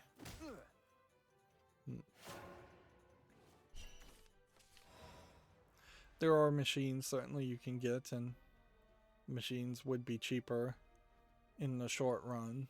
They would take more space and they would play CDs, and you'd have a cheap microphone and a cheap speaker system, and maybe a monitor, maybe not. There are also karaoke machines out there that don't specifically have monitors on them, so you can sing into them all you want, but you're not getting the prompt as far as yeah, you're just not getting the prompt as far as the words, which that's at a certain point not really karaoke at all. A fitting end.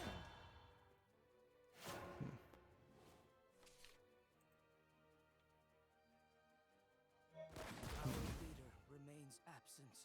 You're a solid fighter. Let's see, trying to burn through the news. I have a lot of articles here that are pretty much the same thing.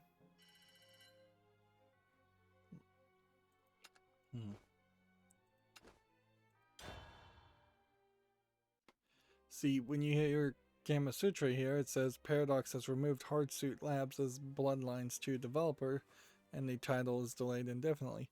There is some game, I feel like, that was a Vampire the Masquerade game that has released in the past year or two. It was like a side game. Let the duel begin. They're saying they pulled them from the project, but I don't feel like that was the actual announcement. The quote here is they will no longer be leading the development of it, which means they could certainly still be working with them in an assistive role. It may just be that they're no longer in charge or doing the vast majority of the work.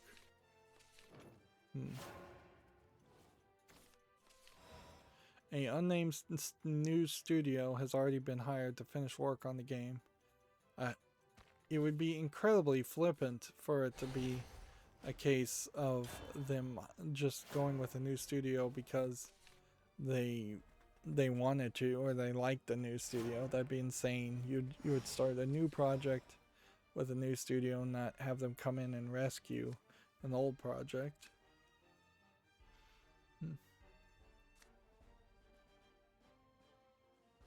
Aegis transformation! Holy gem! Let's see. There's a quote here. The game is very important to us, and it has been an ambitious project from the very start. In order to meet our goals for it, we came to the conclusion that change is needed, and the result, more development time is required. Yeah. Undoubtedly, the thing about Bloodlines 2 is that it wants to be a AAA game, even though Bloodlines 1 really isn't, or really never was. But, yeah, it should have been a AAA game from the beginning. It's still going to be kind of a niche game, however, so you are stuck between a rock and a hard place with that, because if they made Bloodlines 2 look like Cyberpunk and sold it, it would not sell like Cyberpunk. There's just a certain percentage of people that are not going to play a sequel to a vampire role-playing game based on live-action role-playing of vampires.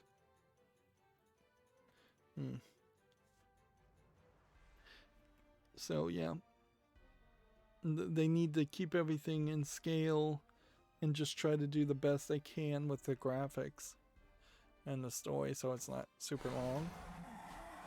Moving on, Libretto has this new engine called Genesis Plus GX Wide, which specifically what it does is it is now taking Genesis games and making them render at wider resolutions.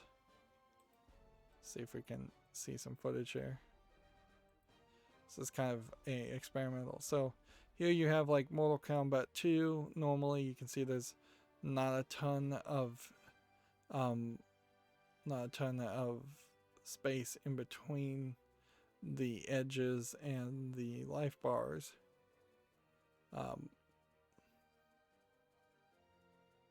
And we jump a bit forward, you can see the widescreen version of this.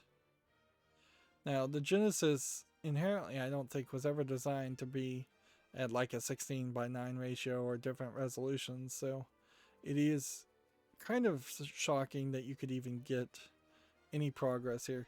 You could kind of cheat this somewhat easily by simply having the scrolling have pixel memory, so it's not like the game itself was actually rendering the edges, but there's an effect we saw where the effect went all the way to the edge of the screen with the oil dripping.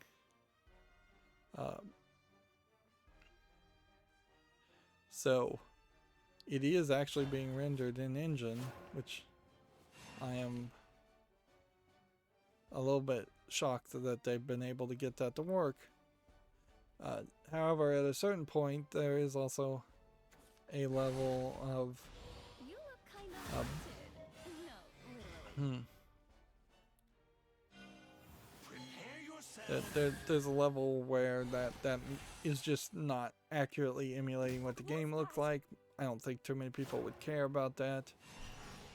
It might also make the games run worse or introduce new bugs. It might be fairly easier than it seems to also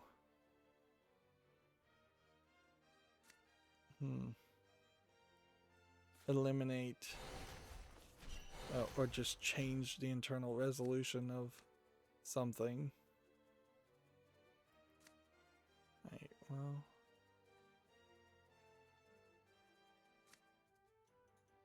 could we do this?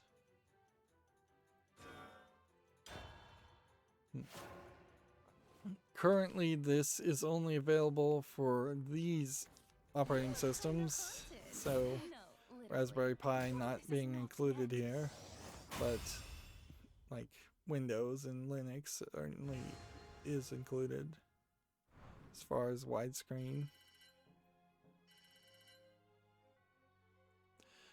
Inherently, if you can get widescreen to work on the Genesis, it would be nice to get widescreen to work on everything before and around the Genesis era. So like NES games in widescreen probably would be fairly nice. You can certainly stretch pixels to make things fit that way, but I don't think that this is just a pixel stretching filter. There might be something specific about how Genesis hardware worked that lets you render more resolution, more widescreen than compared to other games. And I wouldn't be surprised if there are mods out there or cores out there that already stretch out like NES games, and I'm just not in deep enough to know about them.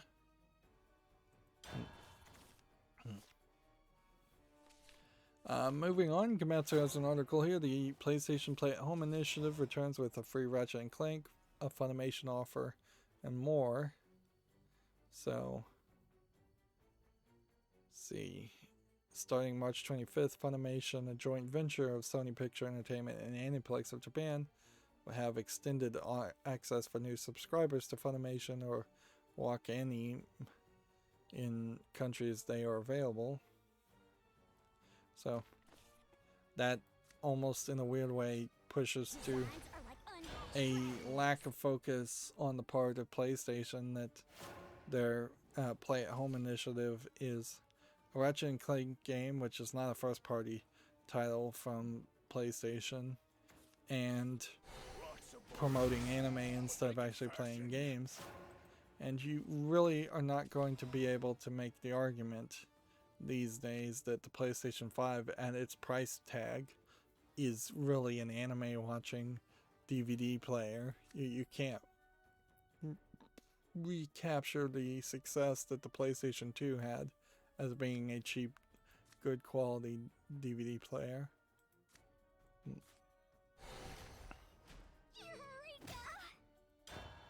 Yeah, and in all fairness, if DVDs had not succeeded or the PlayStation 2 had not played DVDs, then there's a decent argument that the PlayStation 2 would have failed and we would have never seen Sony as a real competitor to Nintendo originally and then Microsoft later. And if anything, then Microsoft and Nintendo would be probably fairly well suited to split up the gamer player base between young kids and older kids.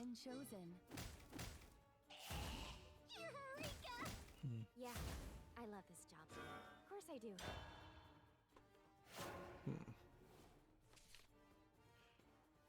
here's the Bloodlines 2 announcement trailer on TechRaptor, which here you can see it's tagged as not actual gameplay, but you can see how there's a lot of ambition here to have it be a 3D hyper realistic looking game with several vampire abilities, each of which could be the selling point of their own experience.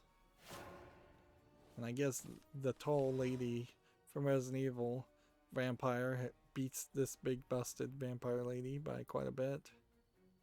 Yeah, it seems like there's going to be just a decent amount of running and jumping too, looking at the announcement trailer. But yeah, and then they show this whole city, and so they're also promising a fairly open world environment too. So yeah, you can see there's almost certainly a massive amount of overpromise in something like this. Feel the emptiness. Okay, You've been chosen. You're mean! guess just hit that. That's probably the best we can do. Yeah, so A fitting end. yeah, I kind of had hoped that Bloodlines was good, but I was never fairly No. overhyped that it would. I'm not even sure it's really worth playing Bloodlines 1. That's why I haven't, in part, gotten around to thinking about playing it. Here we have a game from 1997 called Combat Chess. This is obviously around the idea of battle chess. So, yep, there's definitely some stuff. Somebody's calling me right now. I'm not gonna bother to answer it.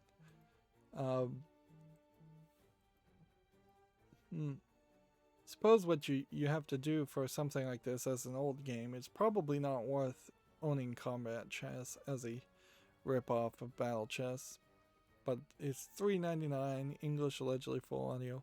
I'll put it on the following list just to see if maybe there was some fandom for this. This also is not a developer who has anything else on Steam, but the publisher is seemingly known for releasing Bad Rat Show and Flat Out, and yeah, I guess there's some other games here that they seem to be more positive than negative, although a lot of these games don't look particularly well memorable. Right, well, let's see. I think we have to do this Be gone. if we want to survive. I'll devour you all. Well, this is gonna make Friday really long, but I think I want to wrap up here. So let's just go through the news, and if there's any more games on Steam, I'm gonna leave them for Friday. So Komatsu has Bandai Namco Entertainment Europe acquiring a minority stake in Limbic Entertainment. They're apparently gonna produce new franchises. They worked on Tropico 6, Memories of Mars, and Heroes of Might and Magic. And I'm not sure any of those games are relatively relevant anymore. A game called Dark Moonlight has been announced for PC. Here we have a trailer we can skip through. So yeah, it seems like maybe a guy is getting his brain scanned and having a nightmare. Maybe, maybe not. A lot of these trailers definitely try to catch your attention, and then the games come out and they are basically nothing. There's another game where you go through somebody's nightmares, so it feels like somebody stole the idea or leaked the idea to some developer, and so we're gonna have 2 or 3 games around that idea. Not that that's even particularly that unique of an idea. The monsters in this do look more recognizable and less blobs of darkness. Of course, this being announced, it has a Steam page, but no release date or anything like that, so there really is just no reason I think you'll enjoy my traps. to even put it on the fall list at this point. Nowhere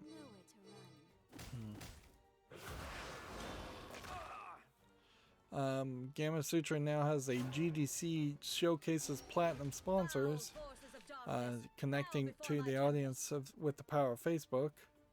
So they're self-promoting again, or cross-promoting again. I'll show you. A game called Bomb Rush Cyberpunk has been delayed to 2022, which I feel like I may have seen this in passing, but yeah, I don't know what it is. It looks like it's a Jet Set Radio clone, perhaps without the spray painting, which that's cool and all. Although I maybe it does have the spray painting. It does. Oh, so it's a spiritual clone of Jet Set Radio. I kind of have to question whether Jet Set Radio itself was ever a well-designed game. That would be my main complaint around it, is that it's not particularly polished or designed well enough for its time. But it certainly failed to create a whole new genre in an era when a lot of games were creating new genres that became long-lasting, or at least 2 or 3 genres were created. We really haven't seen a new genre or style of gameplay basically since the Nemesis system in Shadow of Mordor. It's probably the last time I saw anything technologically new or different. I've also failed miserably here to get any victories, and I'm just going to call it at this point to not even bother to play. TechRaptor has a post-mortem or retrospective of Postal 4, which, yeah, it is definitely approaching around the idea, was Postal 4 needed, or is it needed? I think they're working on Postal 5 now, but maybe they are just working on 4.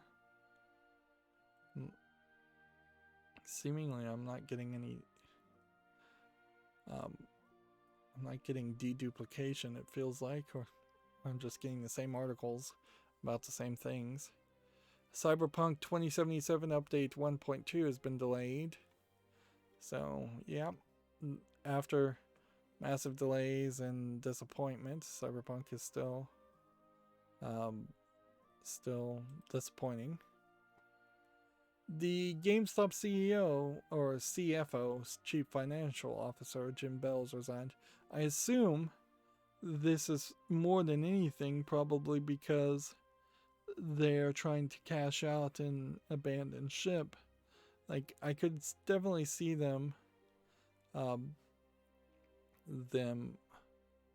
selling. Like, GameStop, according to these numbers, is at $50 per share, where they were down to like $12 a share in the past. And I wouldn't be surprised if a lot of people on the board in particular did try to sell their own shares of the game, of the store, at its peak of 340.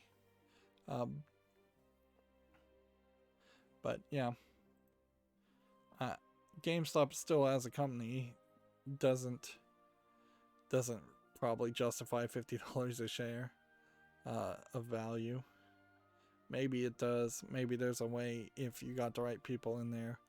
At a certain point, though, if you wanted to own all the stores and all of the stuff that GameStop already has, the delivery lines and people and employees and all of that, you might be willing to pay ridiculous amounts of money to become a majority shareholder of GameStop and turn it around and put some people in charge that put some people on the board that really care about GameStop and want to make it run as a business, instead of the people who intentionally ran Toys R Us and KB Toys into the ground, which I believe those are the people that are in charge of GameStop at the moment. So the irony there is, if enough people had enough money to buy GameStop stock, particularly if it's preferred stock, you may very well find that there is a whole new group of people in charge of GameStop, and they might be able to turn around the company and make it a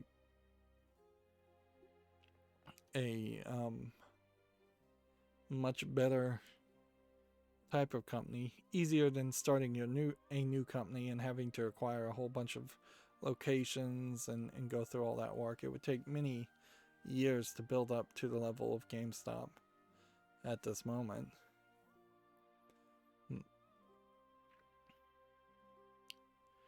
Anyways, moving on. I did want to talk about this game on Steam.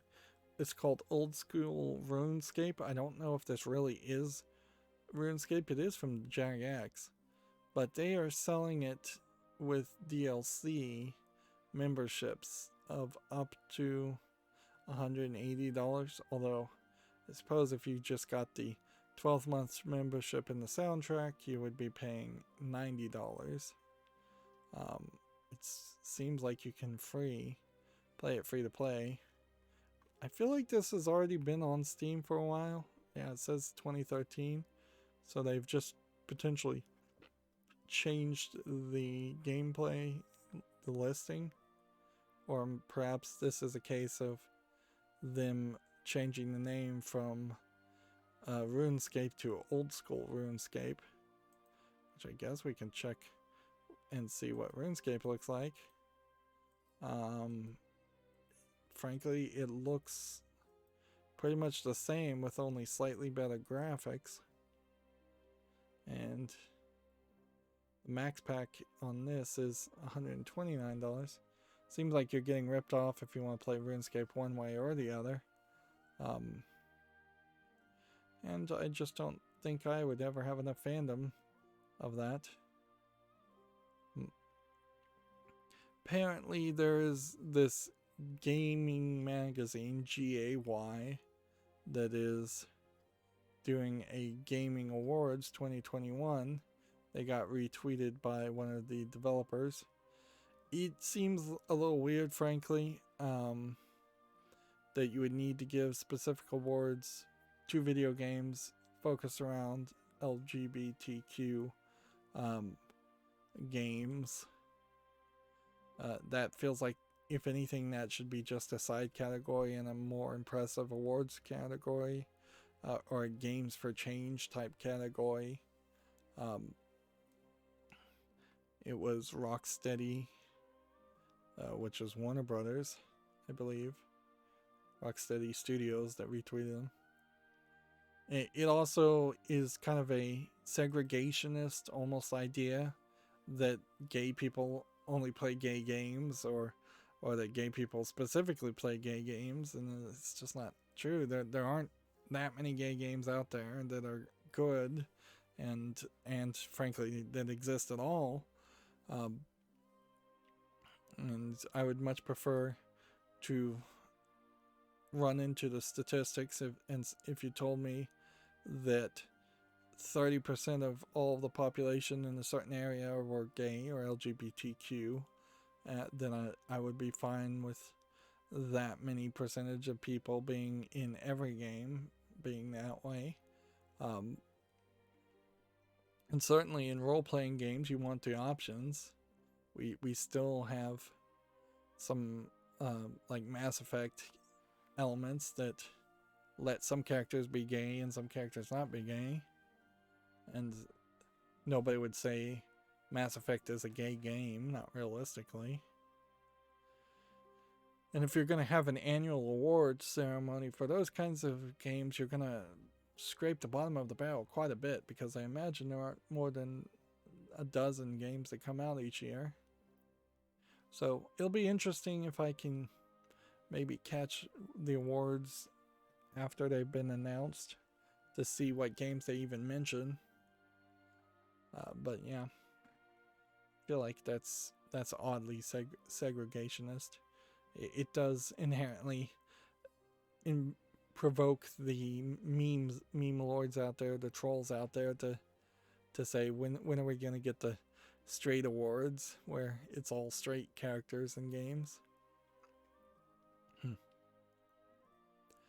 Let's see. I would also say there's a decent chance that most games that are heavy around a character being gay are also adult games, sex games.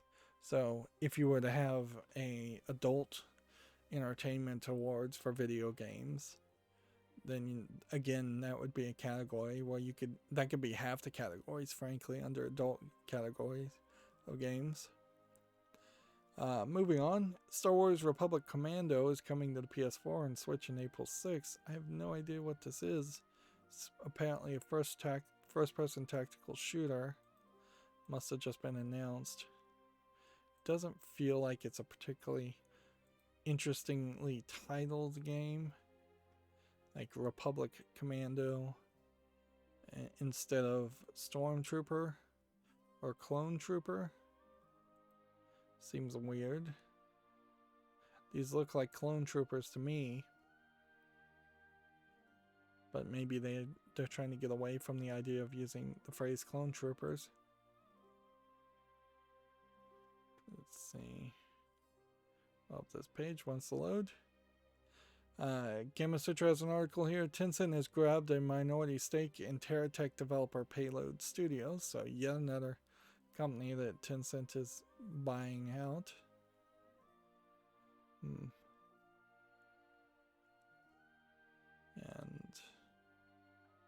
let's keep on going. A game called Hamidashi Creative for the PS4 and Switch launches June 24th in Japan, which this looks like a visual novel. We haven't had a lot of announcement for Japanese games lately. Turok and Turok 2 Seeds of Evil for the PlayStation 4 and launches February 25th, or now in countries where it is February 25th, which being the 24th, I guess maybe that's the case.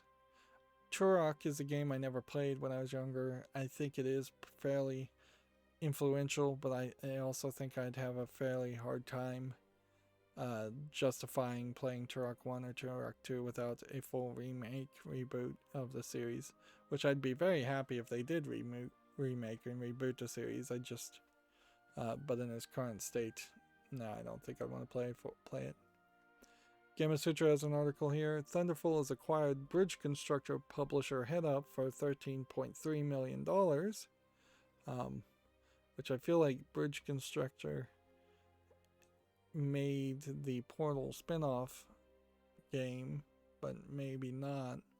HeadUp definitely is a company I recognize as a publisher or a developer, so that might cover some other games. See, and TechRaptor says it differently and says that it was acquired for 11 million euros, and that they are also going to be working on some new properties. Currently, Thunderful has 4 brand new SteamWorld games in development. First 2 are expected to arrive in 2022, then 1 in 2023. The SteamWorld franchise is inconsistent as far as what the type of gameplay is, which is an interesting idea, but I'm not sure it really is caught on. Void TRLM Void Terrarium Plus Plus is coming to North America on May 18th and Europe on May 21. I feel like this is probably an updated version of a game that's already been out. Either that or this game has been advertising itself and pushing itself for quite a while, which wouldn't be that weird either, because this is the typical way in which Japanese game developers promote their games. This Void Terrarium is kind of a weird game where you're playing as this coral girl with a coral sticking out of her eye socket. And looks like it's a dungeon crawler more than I thought it was. I thought it was just actually aquarium simulator, but it seems to have more gameplay than I thought it did. Gematsu has an article here. Narita Boy launches March 30th. It's available for Xbox Game Pass for console and PC at launch. Narita Boy looking to be kind of a pixely Team 17 developed game. Yeah. When I see games with this kind of graphics, I just never really know if the gameplay might be particularly good. Suppose the announcement of Daft Punk breaking up and stopping to be Daft Punk probably doesn't affect video games. This kind of reminds me of Daft Punk. I'm not sure they even had any of their songs in any video game, but you would kind of think that they would squeeze at least a couple of games out. A couple of songs onto games. I'm sure there are some Daft Punk songs on like the Rock Band series of games. The puzzle platformer World Splitter for PS4, Xbox One, Switch, and PC launches in 2021. This looks like one of those games where you slice the world in half, probably to affect gravity or something. Let's see. You drag it and spin it, instead of just drawing a mouse over an area. But I'm not really sure what the difference is between splitting the world. I guess it's because the world is very different. It's not just changing the visuals of the world, it's changing what actually is in it. It might be a game there. That's all going to be around level design more than anything else.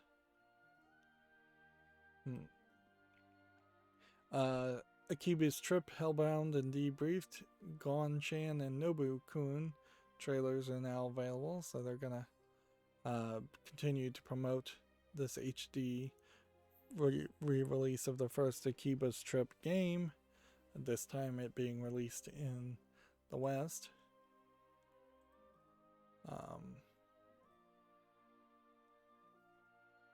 This is a tabletop article, so we don't need to talk about that.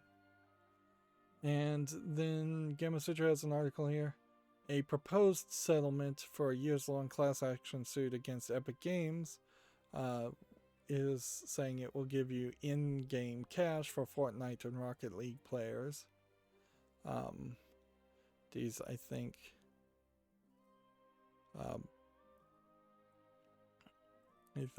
this kind of settlement almost certainly is not going to be approved.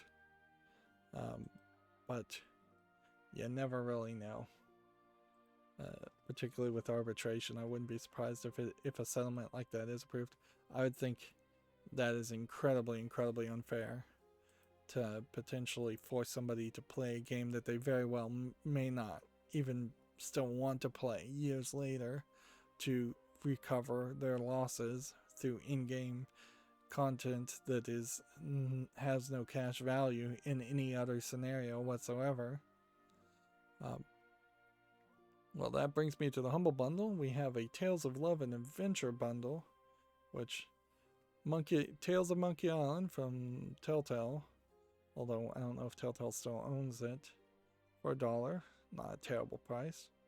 And then Tales of Batman Shadow Edition for more than the average of $7.96, but I already own that, so that would be a hard choice for me. You have Neon Cab, a game called Half Past Fate, which looks like it's a romance game, and then a game called Reventure, which I don't recognize either. So you should check that one out. Well, we can just click here and see if there's anything we can see. Oh, well, I can see why I would have immediately dismissed this game. It looks like a Game Boy game. If you pay $12, you get Black Sad Under the Skin and Hive Swap Act 2. And then if you pay $15, you get Indivisible. Remember, there was controversy around Indivisible in particular, so I'm not sure a lot of people would want to buy Indivisible at this point because it's shaky whether there'd ever be a sequel or whether even Indivisible as a finished game is polished and actually finished. And the controversy around Indivisible was that the developer seemed to be a jerk, and or that people were trying to do a hostile takeover over his company, and he wouldn't cooperate one way or the other. Take your pick. Like, he probably was a jerk, but also being the owner of the company, he kind of has that prerogative, whether it's fair or not.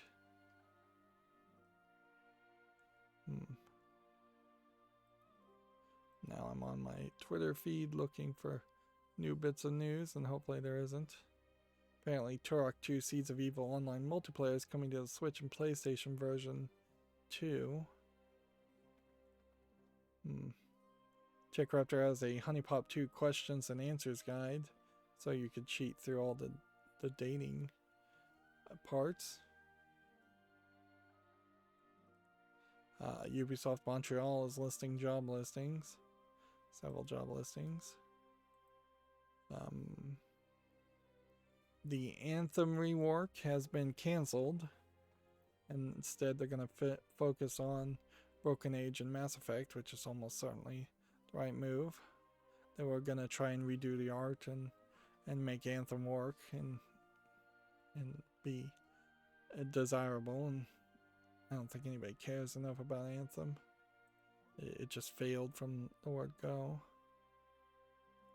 A Frogger TV show is looking for 4 contestants, or looking for multiple contestants, and it's not what you think.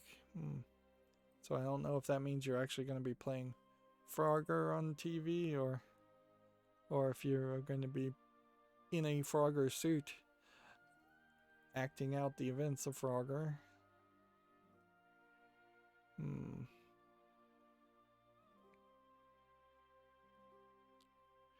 still scrolling down my Twitter feed.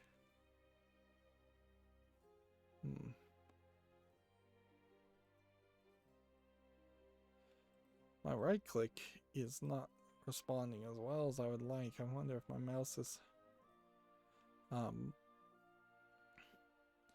wearing out. It would be a little premature. Caligula 2 for the PS4 has put out some new screenshots.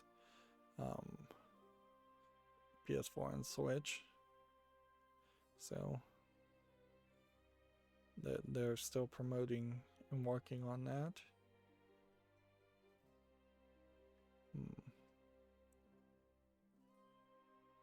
Let's see.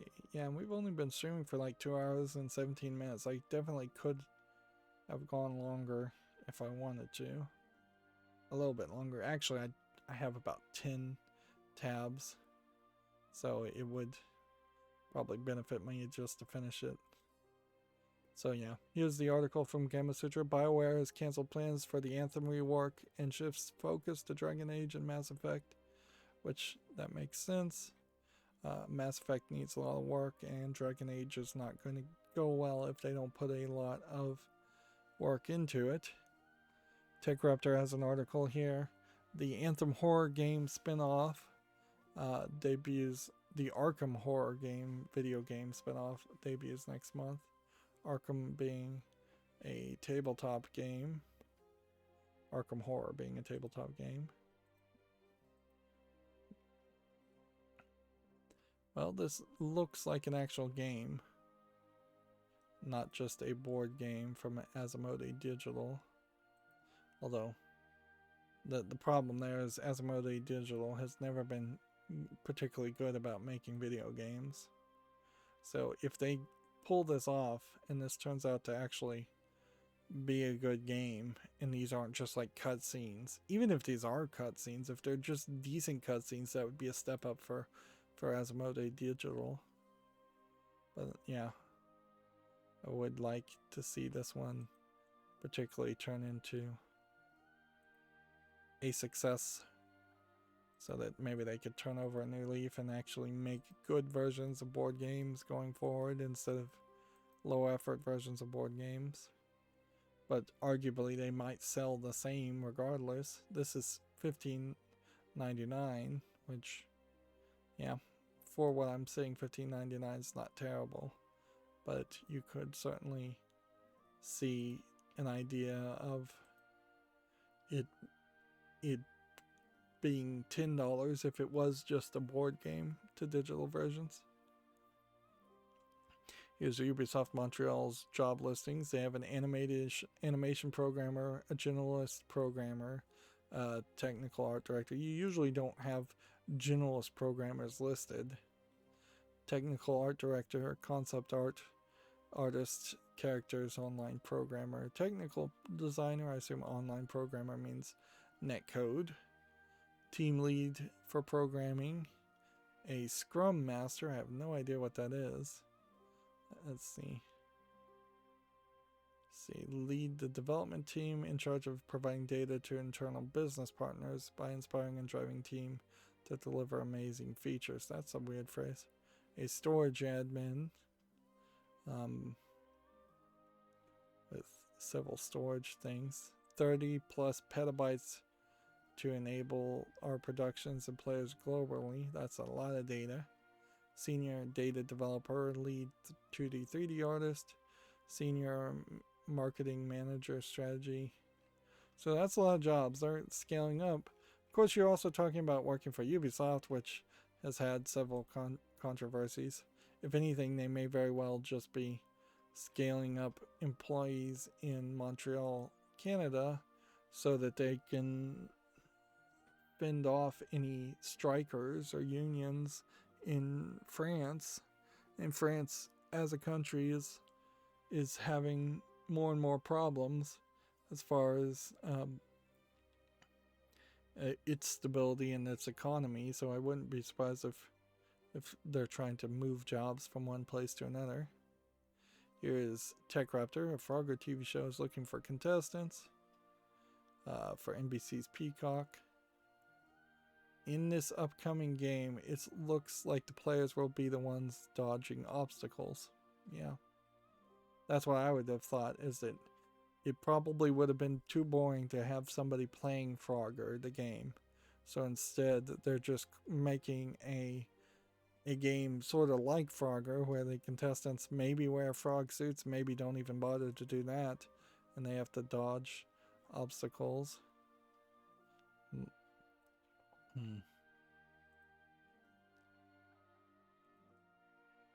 See. Cappy Games is still promoting people. I don't know if this is an intern, but they're promoting this Tamara Jaree, which is a narrative designer who seems to either have made a single cover art or an entire comic book, which, interesting. I'd assume that these are actual comic books. I don't recognize them, though. Although, in all fairness, once you get outside of DC and Marvel, it's fairly easy to not recognize things. Here we have a game on Steam called Typed 82. Since we only have like 5 games, we might as well just go through all these. This is clearly a typing game. $4.99 English only, third-party EULA. I don't see anything there. Here we have a game called Duel, which just looks pixely.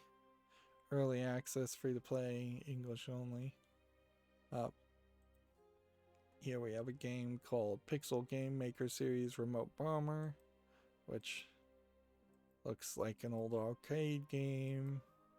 Not interesting. $9.99. It's been made by Pixel Game Maker MV, which they are selling for $84.99. Which, yeah, that's the real sell there. Here we have a game called Doomsday Hero, which is a little zoomed in as a platform shooter. There might be something here. Maybe. Probably not.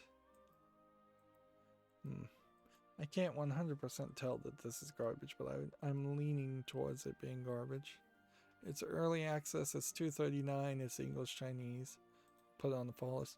We haven't even today had to really get into the whole flood of Chinese low quality games, which really goes to show how what's on Steam in particular was just completely down.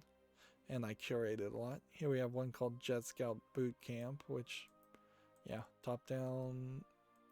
Actually, it looks like a rocket platforming avoidance game. It's free, English only, but it also looks like garbage. So, yeah, that's not coming to the fall list. Then we have a game just called Snowboard, which is blocking, and it doesn't look like it has a lot of variety in where you can snow in the different types of hills. Just looks a little too asset flippy. $5.99 English only. No to that.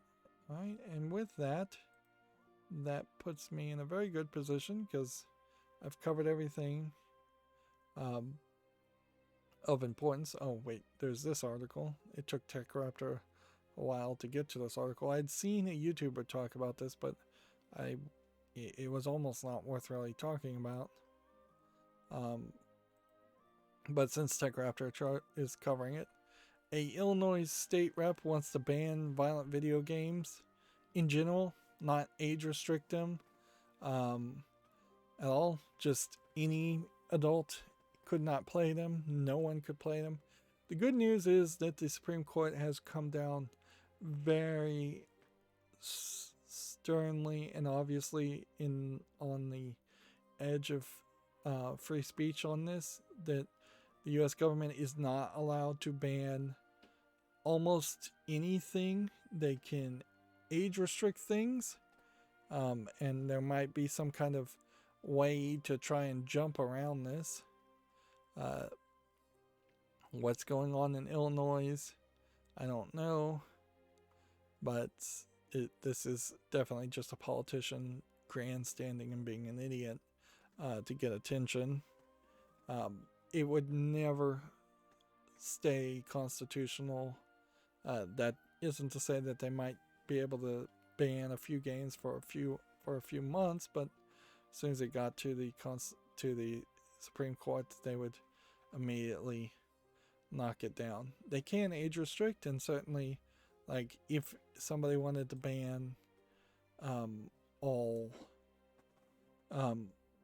snuff films, for instance, there's reasons why you could probably ban that, and they have banned that last I heard. But you can't just even ban porn because of the free speech and the constitutionality of that. But they certainly could age restrict it. There would be potentially an argument to be made to say you could age restrict all violent video games to somebody who is 40 years old or older, or 50 or 60 or 70, which at that level, that is effectively banning it for everyone. If you go too high there, the courts would again shoot it down as being an effective ban of all sales. But also, I think people might argue that violent video games, depending on who's defining a violence, which that gets into a whole second issue, should potentially be age gated to people that are age 18 or older. There is definitely a point where kids have been allowed to buy games that are rated M for mature at stores, and there not been any real law stopping it, although enforcement of the law may be more of an issue than actually having the law there. But then also you run into the problem of who defines violent, because there's definitely some violence in games for very young kids, and if that's banned too, that makes really no sense. It also gets to a point in like Danganronpa, where Danganronpa is a Japanese visual novel for what feels like at most edgy 16 or 17-year-old Japanese high school students, because it's not like it's a smart story or a smart game or even a challenging game. But there's a lot of sex jokes in the English localization of it, and there's a lot of stuff that you would definitely have parents find objectionable in Danganronpa. So, I mean, it kind of comes down to the parent themselves as what they want their kids to see, and you have things that make that even more obvious in Japanese anime when you have things like Case Closed, which is a kids show, murder mystery show, or it's called Case Closed in the West. It's called Detective Conan everywhere else. Yeah, in every episode of Detective Conan, somebody is violently murdered, but it is a kids show for little kids, like 6, 7, 8-year-olds. And nobody bats an eye on that because it's kind of age appropriate, even though there is a murder. And it's a murder mystery Sherlock Holmes type show. So yeah, there's some weirdness there. And yeah, the idea of any government person regulating what you can and can't enjoy as an adult, or what you can and can't let your own children enjoy, is like really objectionable to almost all United States citizens. So I doubt this law will pass. The state representative is apparently trying to pass this in a response to an increase in carjackings, which I fail to see the connection whatsoever there. That seems ridiculous. If anything, there would be less carjackings if people are at home playing video games, not more. Alright, well, that's going to be it for this stream. As always, I ask you to like, share, subscribe, comment, and watch every second of my videos. If you want a friend or follow me on any social media sites, there's a whole bunch of links down below. And if you want to support me further, there's a link to Patreon, or you can friend me on Steam and get me a game off my wishlist. Thank you for watching. Have a good evening.